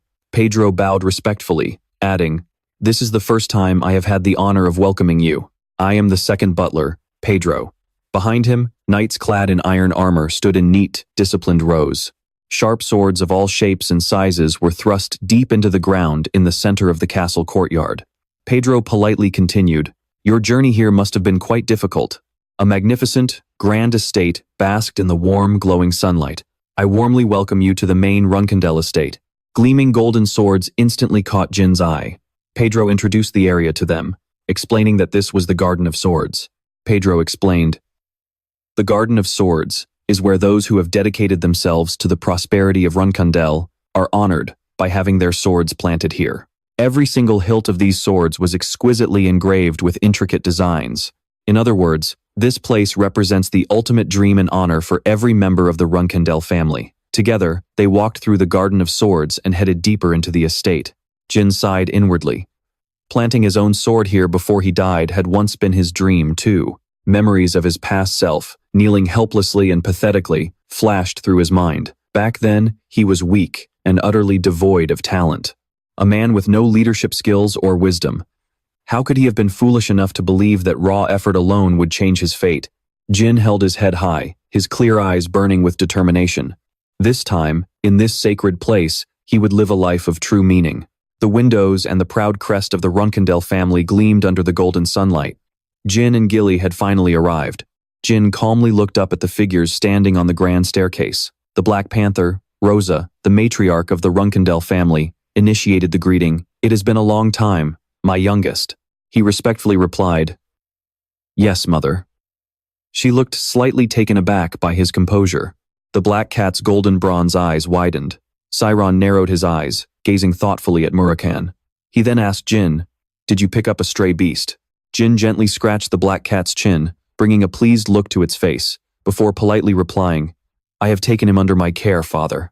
Sciron instantly picked up on the subtle phrasing. Jin had said he took him in rather than simply picked him up. Rosa looked over in surprise. Sciron praised him. "I like the way you speak. Yes. When a Runcandel claims ownership of something, that is exactly how they should phrase it." Suddenly, Murakan leaped off Jin's shoulder, catching him off guard. Rosa leaned down and gently stroked the cat, asking, "My son, what is this little one's name?" Jin gave her the alias he had created for Murakan in this feline form. "His name is Nabi Runcandel, mother." Rosa was visibly stunned when she heard that name. Unlike Rosa, the other children immediately reacted with outrage. Defos spat out in disbelief. "What? Father, mother. Even if he is still young, this is unacceptable. How dare he give the Runcandel name to a common beast?" He then whirled around, directing his anger at Gilly. "Gilly, how on earth have you been raising our youngest brother? A mere cat with our family name." Gilly could only bow her head in shame, whispering, "I am terribly sorry." Sciron cut through the noise, ordering, "Enough." He looked down at the boy and asked, "Youngest, why did you bestow the name of Runcandel upon this cat?" Jin placed his hand respectfully over his heart and answered firmly, "Because doing so means I will take full responsibility for him," he calmly explained. "He may be just an animal, but he is the very first life I have taken in. Therefore, I believe his name should hold some weight." Sciron was taken aback by this response. It was surprisingly profound. "But my youngest, do you truly understand the crushing weight that the Runcandel name carries?" Jin picked the cat up, cradling him tightly in his arms. His resolute posture and voice left no room for doubt. "I understand completely, father. If anyone insults Nabi, I will be the one to make them pay." Sciron gently tapped the handle of his cane and mused, "Youngest, it seems you have quite a knack for making allies." Then, Sciron glanced at the sour faces of his other children and remarked, "Just look at how your siblings are glaring at you." Despite the hostile stares, Jin calmly held Murakan close and confidently shot back, "So it seems. However, I also have a talent for crushing my enemies, father." A satisfied grin spread across Sairon's face, revealing his sharp teeth. He warned the others with a quiet threat in his voice. You lot had better watch your backs if you plan on crossing this insolent little brother of yours. With those words, Sairon turned on his heel and walked away. Time flew by. And 4 years later, in the early summer of 1794, a loud shout echoed across the massive courtyard of the estate. Young master, Jin had now grown into a tall teenager. Jin Runcandel, 14 years old, a 2-star knight, and a low-ranking cadet. Garen approached and announced, "We will conclude our youngest master's training session here for today. Thank you for your hard work," Jin muttered thoughtfully. "Are we already wrapping up after just a morning session?" Garen placed his hands on his hips and chuckled. "Doesn't Lady Luna have a special training session planned for you today? In case you forgot, this man is Garen Altamiro, a guardian knight of Runcandel and a low-ranking instructor." Jin could only comply, placing his wooden sword back onto the rack. "Ah, right. I think I'll go grab a bite to eat then." Garen sighed and asked, "Are you planning to dine with the other cadets again today? The matriarch is going to be quite disappointed." Jin let out a weary sigh. "It is fine. I have absolutely no desire to sit through a glaring contest with my siblings while trying to eat." Garen bowed in compliance. "Understood. I will convey your message to her." Meanwhile, the other cadets were holding their food trays, lining up in an orderly fashion at the counter to receive their meals. Suddenly, someone spoke up, catching Jin off guard and prompting him to look over. "Young master, I brought some food for you." Jin politely replied, "Thanks, Bellup." With a bright, beaming smile, Bellup handed the food over to Jin. "It is my absolute honor, young master. Meet Bellup Schmitz, a low-class Runcandel guardian cadet." Jin kept his eyes fixed on the boy sitting next to him, who was stuffing his face and chewing like crazy. Bellup Schmitz was just a 13-year-old commoner. Right after their training session, Jin narrowed his eyes as he recalled the boy's tragic past, the time he was stripped of his cadet status and brutally expelled. Intrigued, Jin asked, "Is it really that good?" Bellup jumped in surprise, blinking blankly before stuttering out, "Yes, sir." Even with his cheeks bulging with food and his fork still clamped between his teeth, Bellup looked at Jin with pure adoration, speaking with sheer delight. "Of course it is. I'm always so grateful to the Runcandel family. Thanks to them, I get to eat this delicious meat. And most of all, I'm grateful to you, young master, for always sharing your food with me." Jin quickly cut off the boy's dramatic speech. All right, that's enough." He then asked curiously, "You said the exact same thing yesterday. Did you memorize that script or something?" Bellup could only scratch his head, letting out an embarrassed chuckle. Jin's expression suddenly turned serious as he advised, "Bellup, you need to learn to carry yourself with more maturity. Honestly, babbling like that just makes other people look down on you." Bellup nervously stammered. "Oh, is that true?" Jin's face hardened with stern resolve. He raised his spoon high, gesturing with it to set an example. "Exactly. Keep your back straight and hold your head high. Have some pride in knowing you are a cadet training to be a Runcandel guardian knight." Bellup timidly hung his head, whispering, "But my grades are terrible. I can't even reach 1-star status." Jin closed his eyes, letting out a soft sigh before offering some comfort. "Listen, just becoming a cadet in the Runcandel family is no easy feat." Looking down at the half-empty tray of food, Jin continued gently, "No matter how low your scores are, you're still far ahead of any other 13-year-old out there. Got it?" "Yes, sir," Bellup squeaked softly. Jin glanced at the boy who had gone right back to chewing and began to analyze him in his mind. "He's just too innocent. It's no wonder my family targeted him in my past life." Jin recalled his past life once more. How could someone so pure-hearted have been forced onto the path of a ruthless swordmaster, only to end up as a loyal hound of the Empire, walking a blood-soaked path of mindless slaughter? Sympathy welled up in Jin's heart for Bellup's cruel destiny. Back then, when I first heard he had become an Imperial Guardian, I was absolutely stunned. And when I heard about his tragic end, my heart broke. If I just leave him to his fate. Jin snapped out of his thoughts and slid another piece of meat onto Bellup's tray, making the boy gasp in shock. "Young master," Jin quickly reassured him, "I'm not that hungry anyway. Go ahead, you can have it." Bellup looked up at Jin with wide, sparkling eyes. "Oh, thank you, young master." Jin couldn't help but smile as he watched the boy happily stuff his face once more.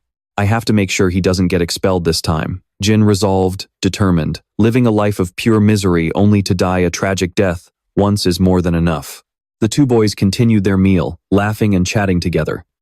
Later, after changing into a fresh set of clothes, Jin walked down the hallway, counting on his fingers to review his current progress. My shadow energy release is at 2-star, my mana is at 4-star, and my swordsmanship is at 2-star. Folding down his fingers until only 2 remained, a satisfied smile spread across his face. Things are going pretty smoothly. If I keep this up, I should be able to reach 3-star swordsmanship within 2 years.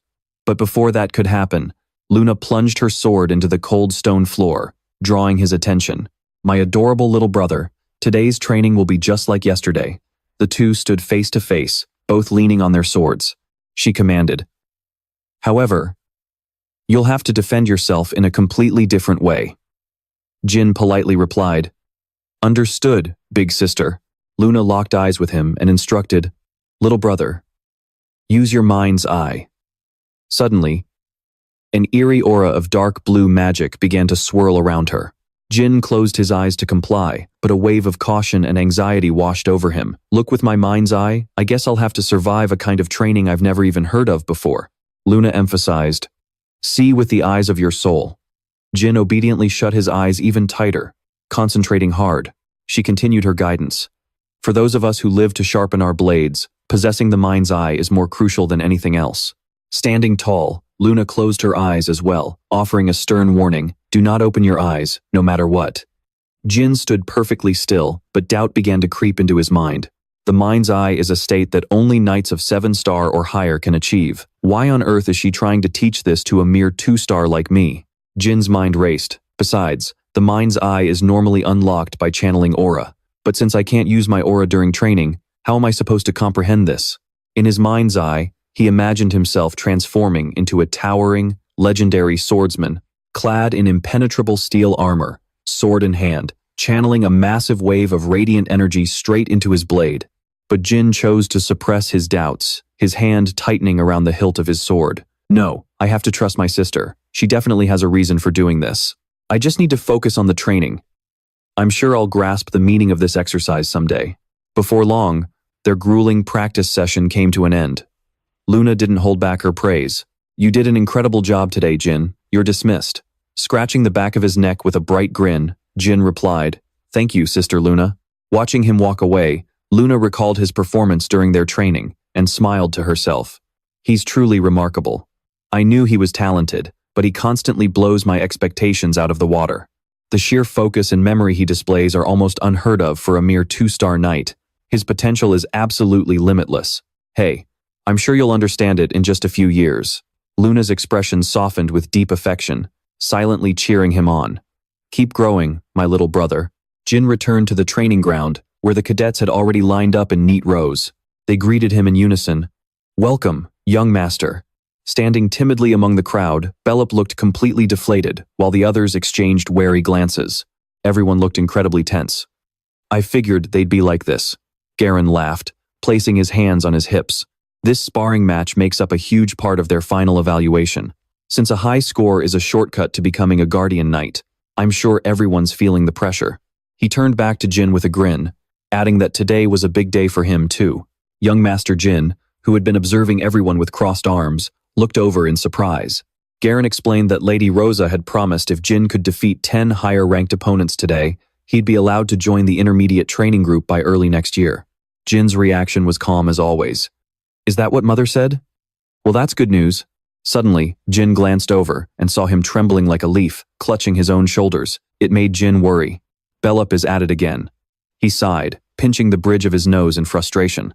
I'll hold back so he doesn't get expelled, but he seriously needs to find some confidence. By now, Bellup was pale with fear, his mouth hanging wide open. Garen's voice boomed across the yard. Listen up. Today, you will spar 3 times, switching partners each round. The top 10 winners will face young Master Jin one-on-one. Yes, instructor, they roared in unison before immediately lunging into the chaotic free-for-all. Swords clashed relentlessly as 2 cadets fought without holding back, sending one crashing hard to the dirt. Jin watched closely, assessing their performance. Not bad. They didn't earn their trainee badges for nothing. Meanwhile, the defeated cadets were already lining up in an orderly fashion. All right, those who weren't chosen, return to your spots, Garen ordered. Yes, sir, they replied in chorus. Garen turned back and reminded him, "Get ready, young master." Jin firmly gripped his sword and replied in a steady voice, "Sure thing." No sooner had he spoken than he swung his blade, ruthlessly disarming the trainee who had just won. The opponent's sword spun high into the air. Jin did the math. "I've already taken down 8 of the best, just 2 more to go." He narrowed his eyes, thinking, "But to pull this off, she's the one I need to watch out for." Garen yelled over his shoulder, "Next up, get ready." A pink-haired girl stepped forward. Mesa Milcano, a Runcandel Guardian Knight trainee. She belonged to the normal class, yet she stepped forward with absolute confidence, showing no fear. "Please guide me." Young Master Jin knew exactly who she was. Mesa, a noblewoman destined to become a Guardian Knight once her training was complete. Brimming with passion, she raised her sword and took her stance. "I'm going to beat you today, no matter what." Jin had been looking forward to this fight. Facing Mesa was the most crucial part of this entire test. Jin gave her a polite smile and a nod. "All right, let's see what you've got." Mesa leaped off the ground like a lightning bolt, bringing her blade down toward him with terrifying force. Yet, Jin easily blocked the fierce strike. He looked coldly at their clashing blades. "Mesa, she's definitely gotten stronger, but she's still not out of my league." Jin deflected her sword to the left, calculating his next moves. "The real challenge is that I still have to defeat 8 more people after her." With that in mind, he effortlessly countered her every move without breaking a sweat. Their swords moved so fast they seemed to weave a web of steel in the air. Unlike Jin, Mesa was struggling just to keep up, panic creeping onto her face. "How is he countering me so easily when I'm using everything I've got?" She gripped her sword tightly, her hands trembling with frustration. "He's doing this on purpose, but why?" Mesa's eyes widened. No way. Before her, Jin looked like a madman, smiling smugly as he continuously pressed his attack. Fear washed over Mesa. Is he looking down on me? Does he think I can't touch him today?" Her fighting spirit flared back to life. Channeling all her strength into her arms, she raised her sword. "Fine then." Mesa pivoted, aiming right for the center of Jin's blade. She screamed with all her might. "Take this, young master." Watching from the sidelines, Bellup and the other cadets stood with their jaws dropped. Jin grew more energized by the second, countering her every strike with ease, a smug grin plastered across his face. Her vibrant pink hair whipped wildly in the wind with every sudden movement. "I won't let him look down on me anymore. This is where I surpass him." Straining every muscle in her body, Mesa leaped high into the air, aiming her blade straight at Jin. The 2 wooden swords collided with a sharp crack, but with a single swift sweep, Jin snapped her blade right in half. The broken tip flew into the air as the dust settled. Mesa stared blankly at the shattered hilt in her hand, utterly bewildered. How is this possible? Before she could even process it, Jin's blade was resting right against her throat. Keeping his sword pointed forward, he offered a polite compliment. "Great match, Mesa." Jin then raised his own sword, inspecting the hairline fractures running down the wood. "Though, I guess this is useless now." Mesa gasped as her eyes followed his gaze. Seeing the cracks all over his wooden sword, she panicked. "I don't believe this. Did he hit the exact same spot on my sword with those strikes? My stamina and strength are identical to his, yet I lost to his precision and sheer stubbornness. How is that even possible?" But gradually, she came to accept it. After all, he is a child of Runcandel. Mesa called out, "Young master." With all the passion in her heart, she made a loud promise. "I will train with everything I've got, and I will definitely defeat you next time." Mesa silently resolved that she couldn't keep losing like this. As the sky above gradually changed colors with the passage of time, everything was going exactly according to plan. Yet another cadet was defeated by Jin, left in utter shock. At this point, facing 10 cadets head-on would have been too difficult, so he coldly delivered his finishing blows. Thanks to his incredible victory over Mesa, he had tricked them into thinking they would lose if they fought him directly. The wooden sword clattered to the ground as the defeated cadet knelt there, completely frozen. He stood tall, looking down. "With this one, that makes 10. Thank goodness, everything is going according to plan." Jin wiped away his sweat, exhausted. Just as he let out a sigh of relief, Garen spoke up in praise. "Well done, young master." He approached with a broad smile, showering him with endless compliments. "With this, you will be able to train under a real Runcandel in the intermediate class next year. Let me congratulate you in advance." Jin returned a polite smile and replied, "Thank you, Garen. I'll be in your care until then." Garen then informed him, It's almost lunchtime, so we'll wrap up morning training now. Jin paused in thought for a moment before asking, "How much time is left?" Garen answered honestly, "About 10 minutes. Why do you ask?" All the cadets standing around were bruised and battered, their limbs wrapped in bandages except for Bellup, who was completely unscathed. He scanned the crowd and said, "I still have one more person to face." Jin reached out and grabbed another wooden sword. Everyone wondered, "Who?" when he suddenly roared, "Bellup Schmitz!" Everyone's eyes widened as they stared at him. Bellup himself stood there, his mouth wide open in utter disbelief.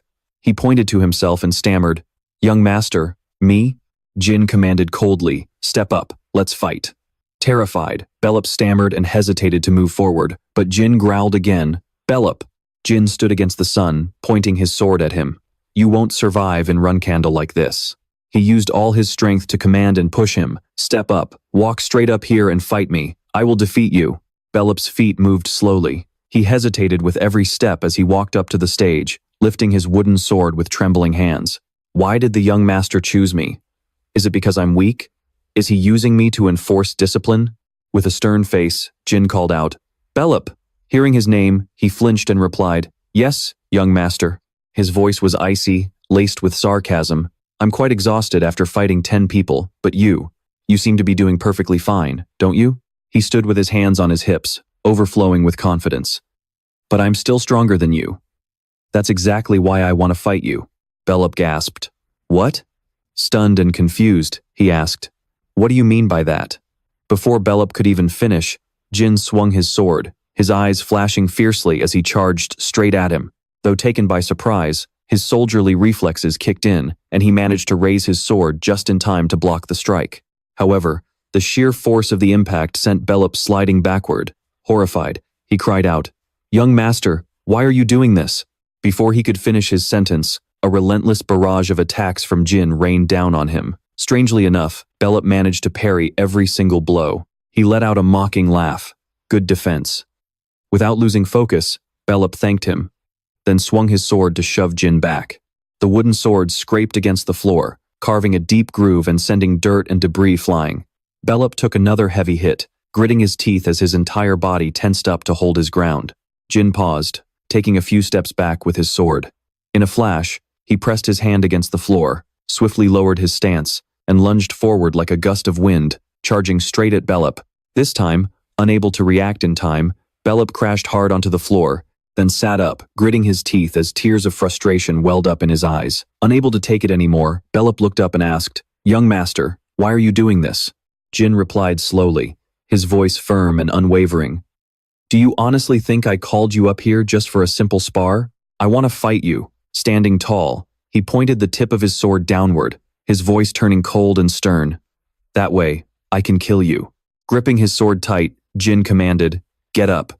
I will only hold back once." Whispers erupted among the crowd as the sword in Bellup's hand suddenly began to glow. Realizing what was happening, Mesa screamed, "Is that Aura?"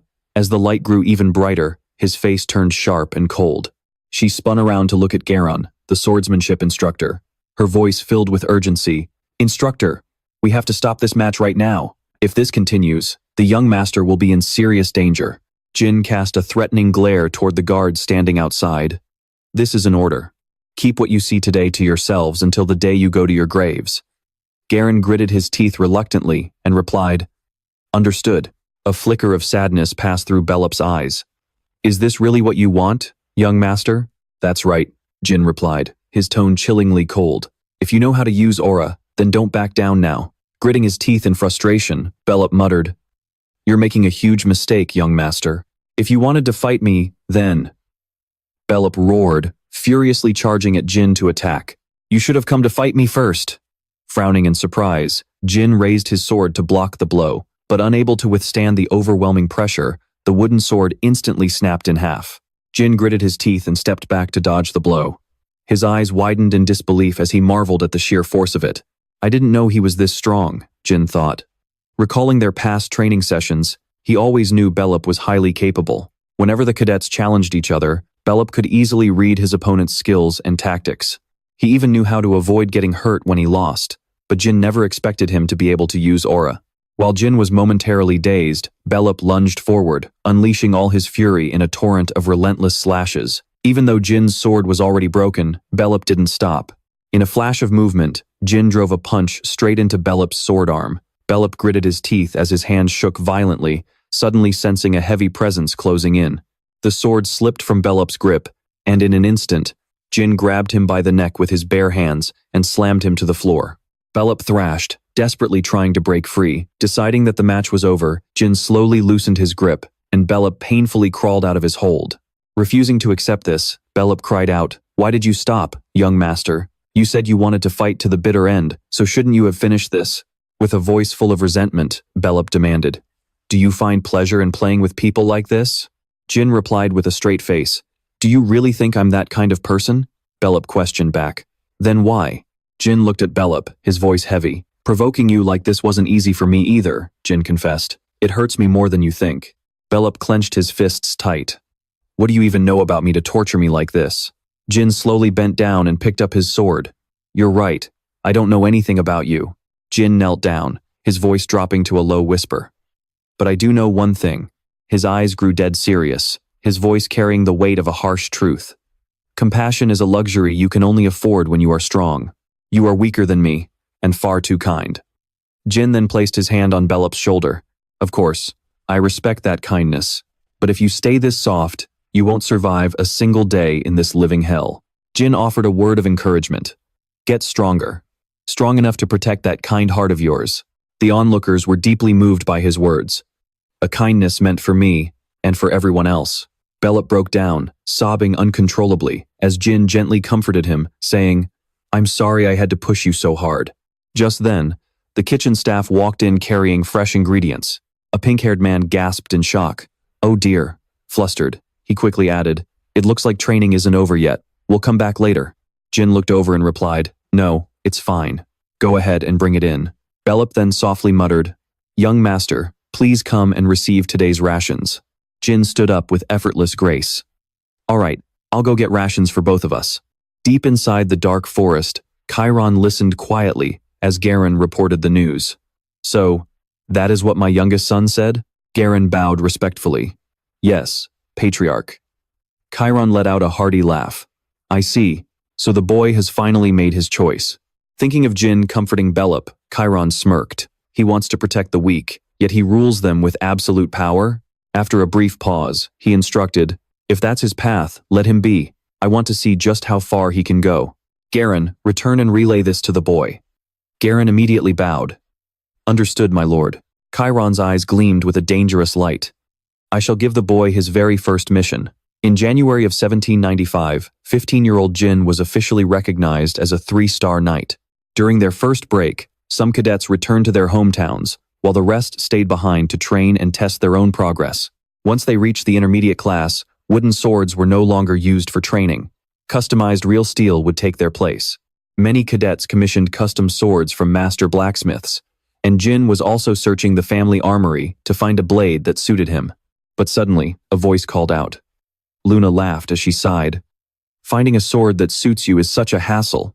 Since she had insisted on choosing a sword for him, all the decision-making power had fallen into her hands. 1 month ago, she had practically begged him, "Jin, please, let me pick out your sword." Jin had reluctantly agreed. Whatever, he thought.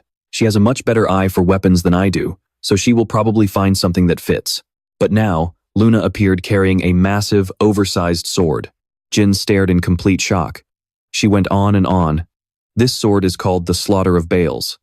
I used it all the time when I was your age. It was a massive, razor-sharp weapon. When I was your age, I thought this was the only kind of weapon worth using." Luna looked at it fondly, her voice dripping with nostalgia. "I suppose this was the prototype for my current sword, Runcandel."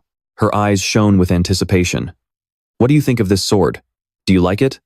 Jin stood frozen, stammering, "Well, Sister Luna." His voice was deeply reluctant. "I really appreciate you helping me choose a sword, but I don't think this one is quite right for me." She nodded with a hint of regret. "I see. Don't worry, I was only joking." But Jin's expression had already darkened. "I really don't think she was joking," he thought. Luna waved the sword in front of his face, clearly refusing to give up. "But the Slaughter of Bales really is an amazing sword. It might be a little heavy. But it's not even that bad. Realizing her words had no effect, she fell silent for a moment before giving in. All right, I will do as you say. I will pick another sword for you. A huge weight was lifted off Jin's chest. Luna led him to another room, opening the door as she said, I really poured my heart and soul into choosing a sword for you. Inside was a vast archive filled with countless swords. Luna was absolutely determined to find the sword that fit him best, one that only he could use. She walked over, picked up a sword, and held it up. And here is my choice for you. Jin stared at it, completely stunned. Luna explained, since you chose Barasada from the very beginning, I thought this would be the most suitable sword for you. She unsheathed the blade, and the cold metal gleamed in the light. He suddenly recognized the sword. It was Bradamante, a blade deeply connected to the Barasada used by the very first patriarch. Jin gently caressed the blade, making Luna smile with deep satisfaction. You like it, don't you? He praised it with pure excitement. Yes, it really is the most special blade among thousands of incredible swords. Holding Bradamante in his hands, Jin thought to himself that this was the very sword he had sworn to obtain at all costs. He never expected her to choose it for him. He thought to himself that both Bradamante and Barasada were perfect for wielding shadow energy. If he had chosen this sword himself, the others would have definitely protested and forced him to give it up. Jin said with a worried expression, This Bradamante sword is something all my siblings have their eyes on, so I really don't know how I can ever repay you for choosing it for me. Luna agreed. Yeah, that does sound like trouble, doesn't it? She then placed her hand on her chest and looked straight at him. Jin, I assume you still haven't let down your guard around me, have you? Luna sighed, looking hurt. I have to say, I'm a little disappointed. Jin quickly waved his hands. No, that's not it at all. I'm being completely sincere.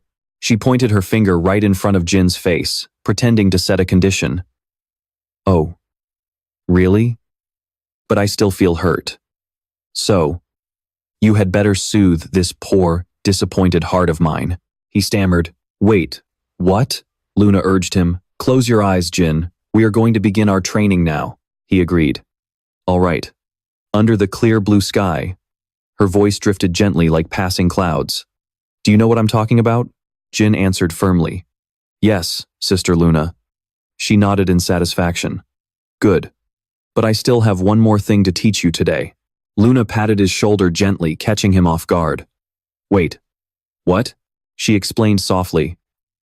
Your family members might always try to tear each other down, but they are also the ones who love you unconditionally. Luna's eyes shone with deep sincerity as she emphasized, keep this close to your heart. Then, she grabbed Jin's shoulders, shook him vigorously, and raised her voice.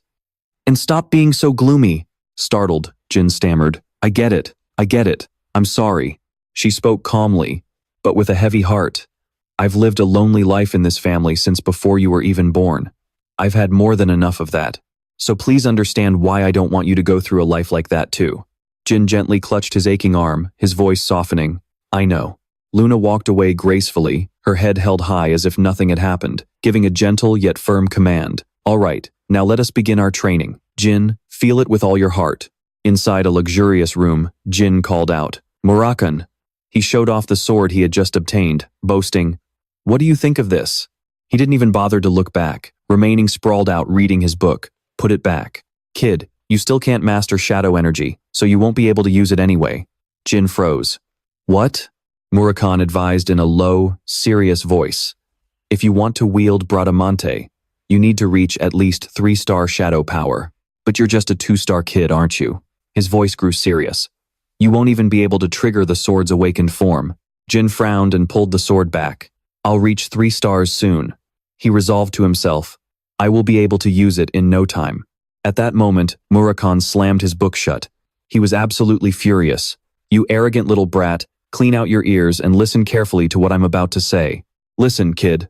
Murakan's face darkened as he pressed down on Jin's head mercilessly, gritting his teeth as he spoke. Barasada and Bradamante are not 2 swords. You can just use carelessly. At the very least, you have to reach 3-star shadow power. That is the absolute minimum. The pressure on Jin's head grew heavier, his harsh voice pinning him down. Just stick to ordinary swords, and wait until you reach 5-star shadow power first. Do you understand me? Stubbornly, Jin brushed his hand away, his eyes still defiant. But, you know I'm not the impatient type. Basically, All I need to do is reach 5-star shadow power this year, right? The veins on Murakan's forehead bulged with anger. He grabbed Jin's head once more, trying to snap him back to reality. Even if you ranked first in a shadow power competition, mastering that kind of power would still be completely absurd. I'm telling you this for your own good. Breathing heavily, Murakan lowered his voice, dripping with sarcasm, because it's so ridiculous that even a dog would laugh in your face. If you get what I'm saying, then stop talking nonsense. Jin gently reached out to grab the comic book, but suddenly, he snatched it right out of his hand, his voice full of challenge. Say that again. What did you say? Murakan shrieked, turning pale. Damn it, put it down. I said put it down right now. Just then, a woman appeared, freezing them both in their tracks. Young Master Jin turned around. Gilly, what is it? Did something happen? She stepped inside, looking troubled. Instructor Garen is looking for you, young master. He was supposed to come here himself, but he said he needs to look at the map while discussing the combat briefing with you, so he requested that you go to him. Murakan seized the opportunity to snatch the comic book back, cradling it like a precious treasure. My beloved comic. Jin looked skeptical. A combat briefing? Gilly added. Instructor Garen has assigned you your first mission. You'll have to depart immediately once the break is over. He rubbed his head and gave a small nod. Is that so? Jin calmly said, slipping his hands into his pockets. Well, I guess it is about time. I'm already a 3-star swordsman now, but departing right after the break is a bit unusual. She continued, her voice laced with worry. I suspect it might be a very difficult mission. Normally, intermediate-level tasks and above are assigned to them, but he brushed it off. They probably assigned me this mission because they recognized my progress. Jin turned his head and gave a casual wave of farewell. I'll go check it out. Gilly, wait here with Murakan. She bowed politely. Yes, young master, please, go ahead. The black door creaked open, and he stepped into the briefing room, scanning the area before speaking up. Garen, I heard I've been assigned a mission, he replied. Welcome, young master. Aside from you, 10 other low-ranking cadets have also been assigned to this mission. Without wasting any time, Garen laid out the map on the table. You will be divided into 2 teams for this mission. This is a search mission in the vicinity of the southern border of the Kingdom of Zane. Someone chimed in. Isn't that kingdom close to the Beastmen territory? I heard it's also near the area marked as the lair of the White Wolf tribe. Jin glanced over the map, a sudden weight settling in his chest. Low-ranking cadets shouldn't be sent to this area. He thought to himself, for a first mission, this is pretty brutal, and the time limit is much shorter than usual, too. An assistant stepped forward and handed him a stack of documents. Young master, here is the map and the detailed profiles of the members. The others whispered among themselves as they looked over the files. Are all of our team members below intermediate rank? Even Bellup, the one with the unstable grades, is here? Suspicion flared within Jin. Could someone have requested this setup on purpose? The image of his father flashed in his mind. A recommendation? If my fight with Bellup was reported to father, then this mission must be a test for me. His gaze grew cold. Fine then, father. I'll make sure to show you my unshakable resolve. 3 days later, at the southern border, the objective of the mission was to find the heir of a noble family from the Kingdom of Zane. Once we arrive, we'll establish a base camp at the center of the southern border. Once setup is complete, each team will begin their search and share intel by sending representatives back to the camp at designated times. From now on, don't address me as young master, call me commander. The wounded will remain at the camp and rest if needed. A team member wrapped up their report. Let's hope the scouting leader is still alive, Garon reported. Commander, the patrol team spotted beastmen from the Watertail tribe. Jin raised an eyebrow. The Watertail tribe? He didn't think much of it, since they were just a gentle tribe that avoided predators. We likely won't cross paths with the nearby White Wolf tribe, anyway, Jin commanded. All right, Bellup. Since the snow will slow you down, head out for the camp 2 hours early. Make your way back to Area 13. He saluted. Understood, Commander. Jin continued his orders. The rest of you, search Area 13. They chorused. Yes, Commander. Although Jin gave his orders decisively, an uneasy feeling began to crawl up his spine. I have a bad feeling about this. Father must have assigned this mission directly, but everything is going way too smoothly. He tried to calm himself down. Or did I misunderstand his intention to test me? Suddenly, a beastman from the Watertail tribe spoke up, while others sneered. They look so poor. They held up a fish skewer and mocked. If you're hungry, eat this. It's on us. Jin politely declined. No thanks. I'll pay you back later. He picked up the map and thought, beyond Area 13 is Beastmen territory. Low-ranking soldiers wouldn't stand a chance against them. Then Jin told himself, I don't need to push myself just for the sake of results. I'll spend the next 3 days verifying the searched areas. Just then, hurried footsteps echoed, and someone yelled, Young Master! Belop arrived, gasping for breath. Young Master Jin! He turned around. What happened? Belop's shout froze the entire team in place. The second team was ambushed. Jin immediately ordered, all forces, prepare to move out. Belop, what's the situation? He hastily reported. The second team scattered to evade the enemy. One survivor managed to escape and reached the base camp to report. Jin pressed further. Were they ambushed by beastmen? Belop shook his head. No, it was humans. It's been confirmed there are 3 of them. Attacking Runcandel with only 3 people? His eyes narrowed with skepticism. There's no way. I'm certain they have more men.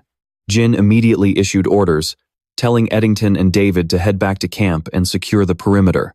Spotting the enemy and engaging without reporting is strictly forbidden. Report back the moment you see anything. The team saluted. Yes, sir. His voice turned low and serious amidst the snowy forest. There were just too many enemies here. As Jin ran, his mind raced. But what is their actual goal? Targeting Team 2 instead of Team 1 where I am? He pondered. I do not know who the attackers are, but our allies have already been hit. I will make sure they pay dearly for laying a finger on the Runcandel family. Suddenly, Sierra noticed something wrong. Young Master, there is blood. Belop panicked. No way. Maesa, is everyone in Team 2 dead? Jin cut him off, keeping his voice calm and reassuring. The blood is still fresh. Jin knelt down, swiped some blood on his fingertip, and rubbed it gently. There are no signs of anyone being dragged or any torn flesh. He concluded that a battle had taken place here, and Team 2 managed to escape. Judging by the footprints, there was only one person who ambushed them. Sierra suddenly found something and spoke up. Young Master, we found discarded bandages. They seem to belong to the Wind Fighters. Jin was pleased. Excellent work. Where did you find them? Sierra answered shortly. To the west. A theory flashed in his mind. So, while they were treating the wounded after being pursued, they were ambushed by a hidden enemy and had to move further west. Without a moment's hesitation, Jin stood up and ordered, Sierra, join up with Eddington and support them. Let's go, Belop. He nodded. Yes, young master. With that, the 2 of them set off together. They followed the tracks until Belop softly called out, It is Team 2, young master. Jin remained cautious, I know. But his eyes never left the group in front of him. Mesa is not here. Not only that, but the number of ambushers has increased by 1. Jin slowly lowered his voice. Belop, close your eyes for a moment. After 2 seconds, attack the one on the left. Drawing his sword in a ready stance, Belop replied, Understood. Holding Bradamante, Jin recalled the lessons he received about the characteristics of shadow energy that Murakhan had taught him. Instantly, Jin unleashed a surge of power from his sword. The sharpness and physical destruction, wrapped in shadow energy, grew significantly stronger. He lunged straight at his target with swift, brutal movements. The sword's true power echoed in his mind. It literally erodes physical matter. Scott watched in utter dazed shock as an enemy dropped dead right in front of him. Belop charged directly at Hades. The man froze in disbelief. What the hell? A sudden sense of dread forced Hades to look up. At that exact moment, Jin descended like a dark shadow, Bradamante already unsheathed. Belop lunged forward, forcing Hades to raise his sword to block. But right behind him, Jin delivered a lethal, decisive slash. Hades collapsed, screaming in agony. Jin turned to check on his teammates. Is everyone all right? Kiko cried out. Young master. Clutching his injured arm, he struggled to stand up. We are fine, but they captured Maesa. Taimont said sorrowfully, his voice heavy. We are so sorry, young master. Jin replied briefly. It is fine. Prioritize treating everyone's injuries first. Hades, lying on the ground, struggled frantically. Jin walked over with a look of utter contempt. Ha, are you begging me for mercy? From your perspective, you look like one of those foolish apostles of Zipfel. Bradamante gleamed in his hand. I will give you 2 options. Jin's expression turned ice cold.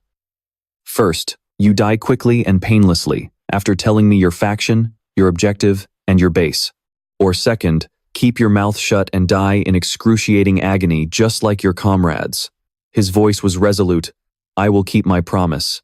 My name is Jin Runcandel. I swear it on my family laws and my honor. Hades gritted his teeth, the terror finally shattering his usual tough exterior. All right, just please spare my family, he confessed. I belong to a revolutionary group called Kinzalo. Intrigued, Jin murmured. Kinzalo? The name sounded familiar. He realized this was the terrorist organization that was active around the time of his death. Memories rushed back into his mind. The world fell into absolute chaos when they assassinated the king of the Jin kingdom and slaughtered the citizens. They claimed to be a revolutionary group, but the revolution Kinzalo spoke of was merely turning their leader into the king of the entire world. Having put the pieces together, Jin immediately interrogated Hades. Are you planning to incite a rebellion in the Jin kingdom by killing Runcandel soldiers? Panicking, Hades quickly explained. I am just a low-level pawn, so I do not know that much. I do not even know where the main base is, but the branch I work for is located at the entrance to the Beastmen territory. There are about 20 martial artists and 4-star mages there, Jin growled. Last question. Why did you capture Mysa? Hades answered with a trembling voice. It was for propaganda, to promote our revolution. There was an order to capture any female soldiers alive. Scott gritted his teeth and cursed. You filthy bastards! Terrified, he pleaded. That is everything I know. Jin raised his sword. I will keep my promise. With a swift slash, he ended Hades' life. Jin turned to Bellup. How long has Mesa been captured? He replied. About 1 hour. Jin commanded. Then they must still be near the entrance of the Beastmen territory. Go request reinforcements from the base once you are done with first aid. Kiko grew deeply anxious upon hearing this. Excuse me. But do you plan on going alone, young master? His voice grew increasingly urgent. The ambushers are 4-star martial artists, 20 of them in total. Scott chimed in. He is right. Going by yourself is suicide. Young master. He desperately tried to persuade him. We are soldiers, so dying in battle is what we signed up for. Please. Jin cut him off. Just as you said, Scott, you are serious about your duty, but one of our soldiers has been taken. As a son of Runcandel, I can't just stand by and do nothing. Jin's voice was resolute. I am much stronger than anyone thinks, so obey my orders, and I will crush any resistance or disobedience. And one more thing, Bell. Since all the members of Squad 2 are injured, you are their strongest soldier now. You must stay sharp. You understand what I mean, right? Bell agreed. I will keep that in mind, young master. Then, Jin immediately dashed off. Picturing Mesa tied up, he silently prayed, Please, don't let me be too late. Amidst the freezing night, Jin assessed the situation and thought to himself, our enemy has 24-star soldiers. He let out a weary sigh. His swordsmanship was only around 3-star, his magic was 4-star, and his shadow energy release magic was 3-star. Jin walked through the cold wind, his heart heavy. My growth rate is pretty good, but in my current state, I can't deal with all of them at once. Right now, the top priority is saving Mesa. After that, I need to practice magic more. I will try to avoid combat as much as possible and focus entirely on finding Mesa. Jin cast a detection spell. Thin lines of light radiated from his hand, spreading across the area like a spiderweb. He thought to himself, seismic sense. And what if I cast wind pursuit here too? His hands continuously wove magic circles. He directed the green streaks of light toward the grasslands. Jin immediately moved in the direction the magic indicated. They couldn't have gone far, but on his way, he was suddenly ambushed. Several streaks of light ripped through the air toward Jin, accompanied by a shouting voice. It's the Runcandel kid. Right after that, a group of figures aggressively lunged out from the bushes. His hand lit up again as surging green light gathered and blasted straight at the crowd. They were utterly shocked. Magic? That Runcandel is using magic? Shouts rang out in the chaos. Damn it, just kill him. Jin immediately drew Bradamante to fight back. With a single clean slash, one of them was sent flying. The boss, holding a staff that emitted fire, roared from behind. Get out of the way! He immediately ignited it, and a fierce wave of fire erupted, rushing straight toward Jin. In the blink of an eye, a torrent of fire completely wrapped around Jin's arm. He laughed triumphantly, believing Jin was pinned down. But despite his arm being engulfed in flames, Jin was completely unharmed, using his free hand to deliver a fatal blow to the enemy. Jin didn't just control the fire on his arm, he turned it into a weapon for a devastating counterattack. Standing tall, Jin held his sword tightly in one hand, while gripping the raging flame in the other. The boss gasped in terror at the sight. Still, determined to defeat Jin, he quickly changed his attack method since fire was useless. He transformed the flames into ice and roared, "Then I'll tear you to shreds with ice instead." A small shard of ice pierced his chest, but his gaze remained bone-chillingly cold as he charged right through the ice, as if he felt absolutely nothing. The sight left the boss horrified. "No way," he gasped, utterly stunned, and stammered, "How?" Amidst the silent night, a furious scream echoed, "My magic!" Jin took step after step, cursing those Kinsello bastards under his breath. Observing the situation, he thought to himself, "It seems they have no intention of hiding their tracks. They're seriously underestimating their opponent." Jin reached his hand down. They must have met up with someone else here and moved using a wagon. Kinsello is an organization with a clear hierarchy, so they probably divide their loot according to rank. He picked up a map and kept calculating. Since they wouldn't dare touch the loot meant for high-ranking members, this is my only chance to rescue Mesa safely. Jin opened the map. I'm currently near the Beastmen's territory, so their base must be close by. With that in mind, he conjured fire magic. I'll create a distraction and find an opening to rescue Mesa. Immediately after, fireballs shot out like bullets, and a raging blaze quickly swept through the forest. Jin continued to create blue vortexes, calculating in his mind, if I do this, they'll rush out to put out the fire. As the fire flared up, the people nearby started shouting, "Fire! What's going on all of a sudden?" Frantic voices filled the air. Where did this fire come from? Put it out now. Water. Bring some water. Jin watched from behind with a look of utter disdain. Don't you guys know how to put out a fire properly? A giant man yelled in panic. Magicians, use your water and ice magic. He looked at him, wondering, is that guy their leader? As the fire grew larger, the crowd grew even more panicked. Boss, the fire won't go out, he roared back. Do you really think a fire like this would just start on its own in this weather? Someone definitely said it. Find them. He suddenly felt someone's presence behind him. The chaotic shouts continued to echo. Move fast. Get the magicians here now. Amidst the thick smoke, Jin held up a key, feeling satisfied. Great. I've found a way in. The door creaked open, and he stepped inside, searching as he muttered to himself, it's pretty cold in here. Where could Mesa be? Suddenly, a hatch appeared before him, making Jin wonder, a basement? Inside, he caught sight of long hair belonging to a woman, barely visible in the dark. Jin immediately called out, Mesa! She turned her head. Her voice shook. Young master, Mesa asked in pure panic, why are you here? It is too dangerous. He gently reassured her, his voice firm and steady. Don't worry about me. Can you walk? Bound tightly, she struggled to reply. Yes, but I don't think I can run. Jin instantly sliced through the ropes. All right, let me help you up. Suddenly, the ground shook violently. He froze for a split second. What is that sound? Mesa called out in a panic. Young master.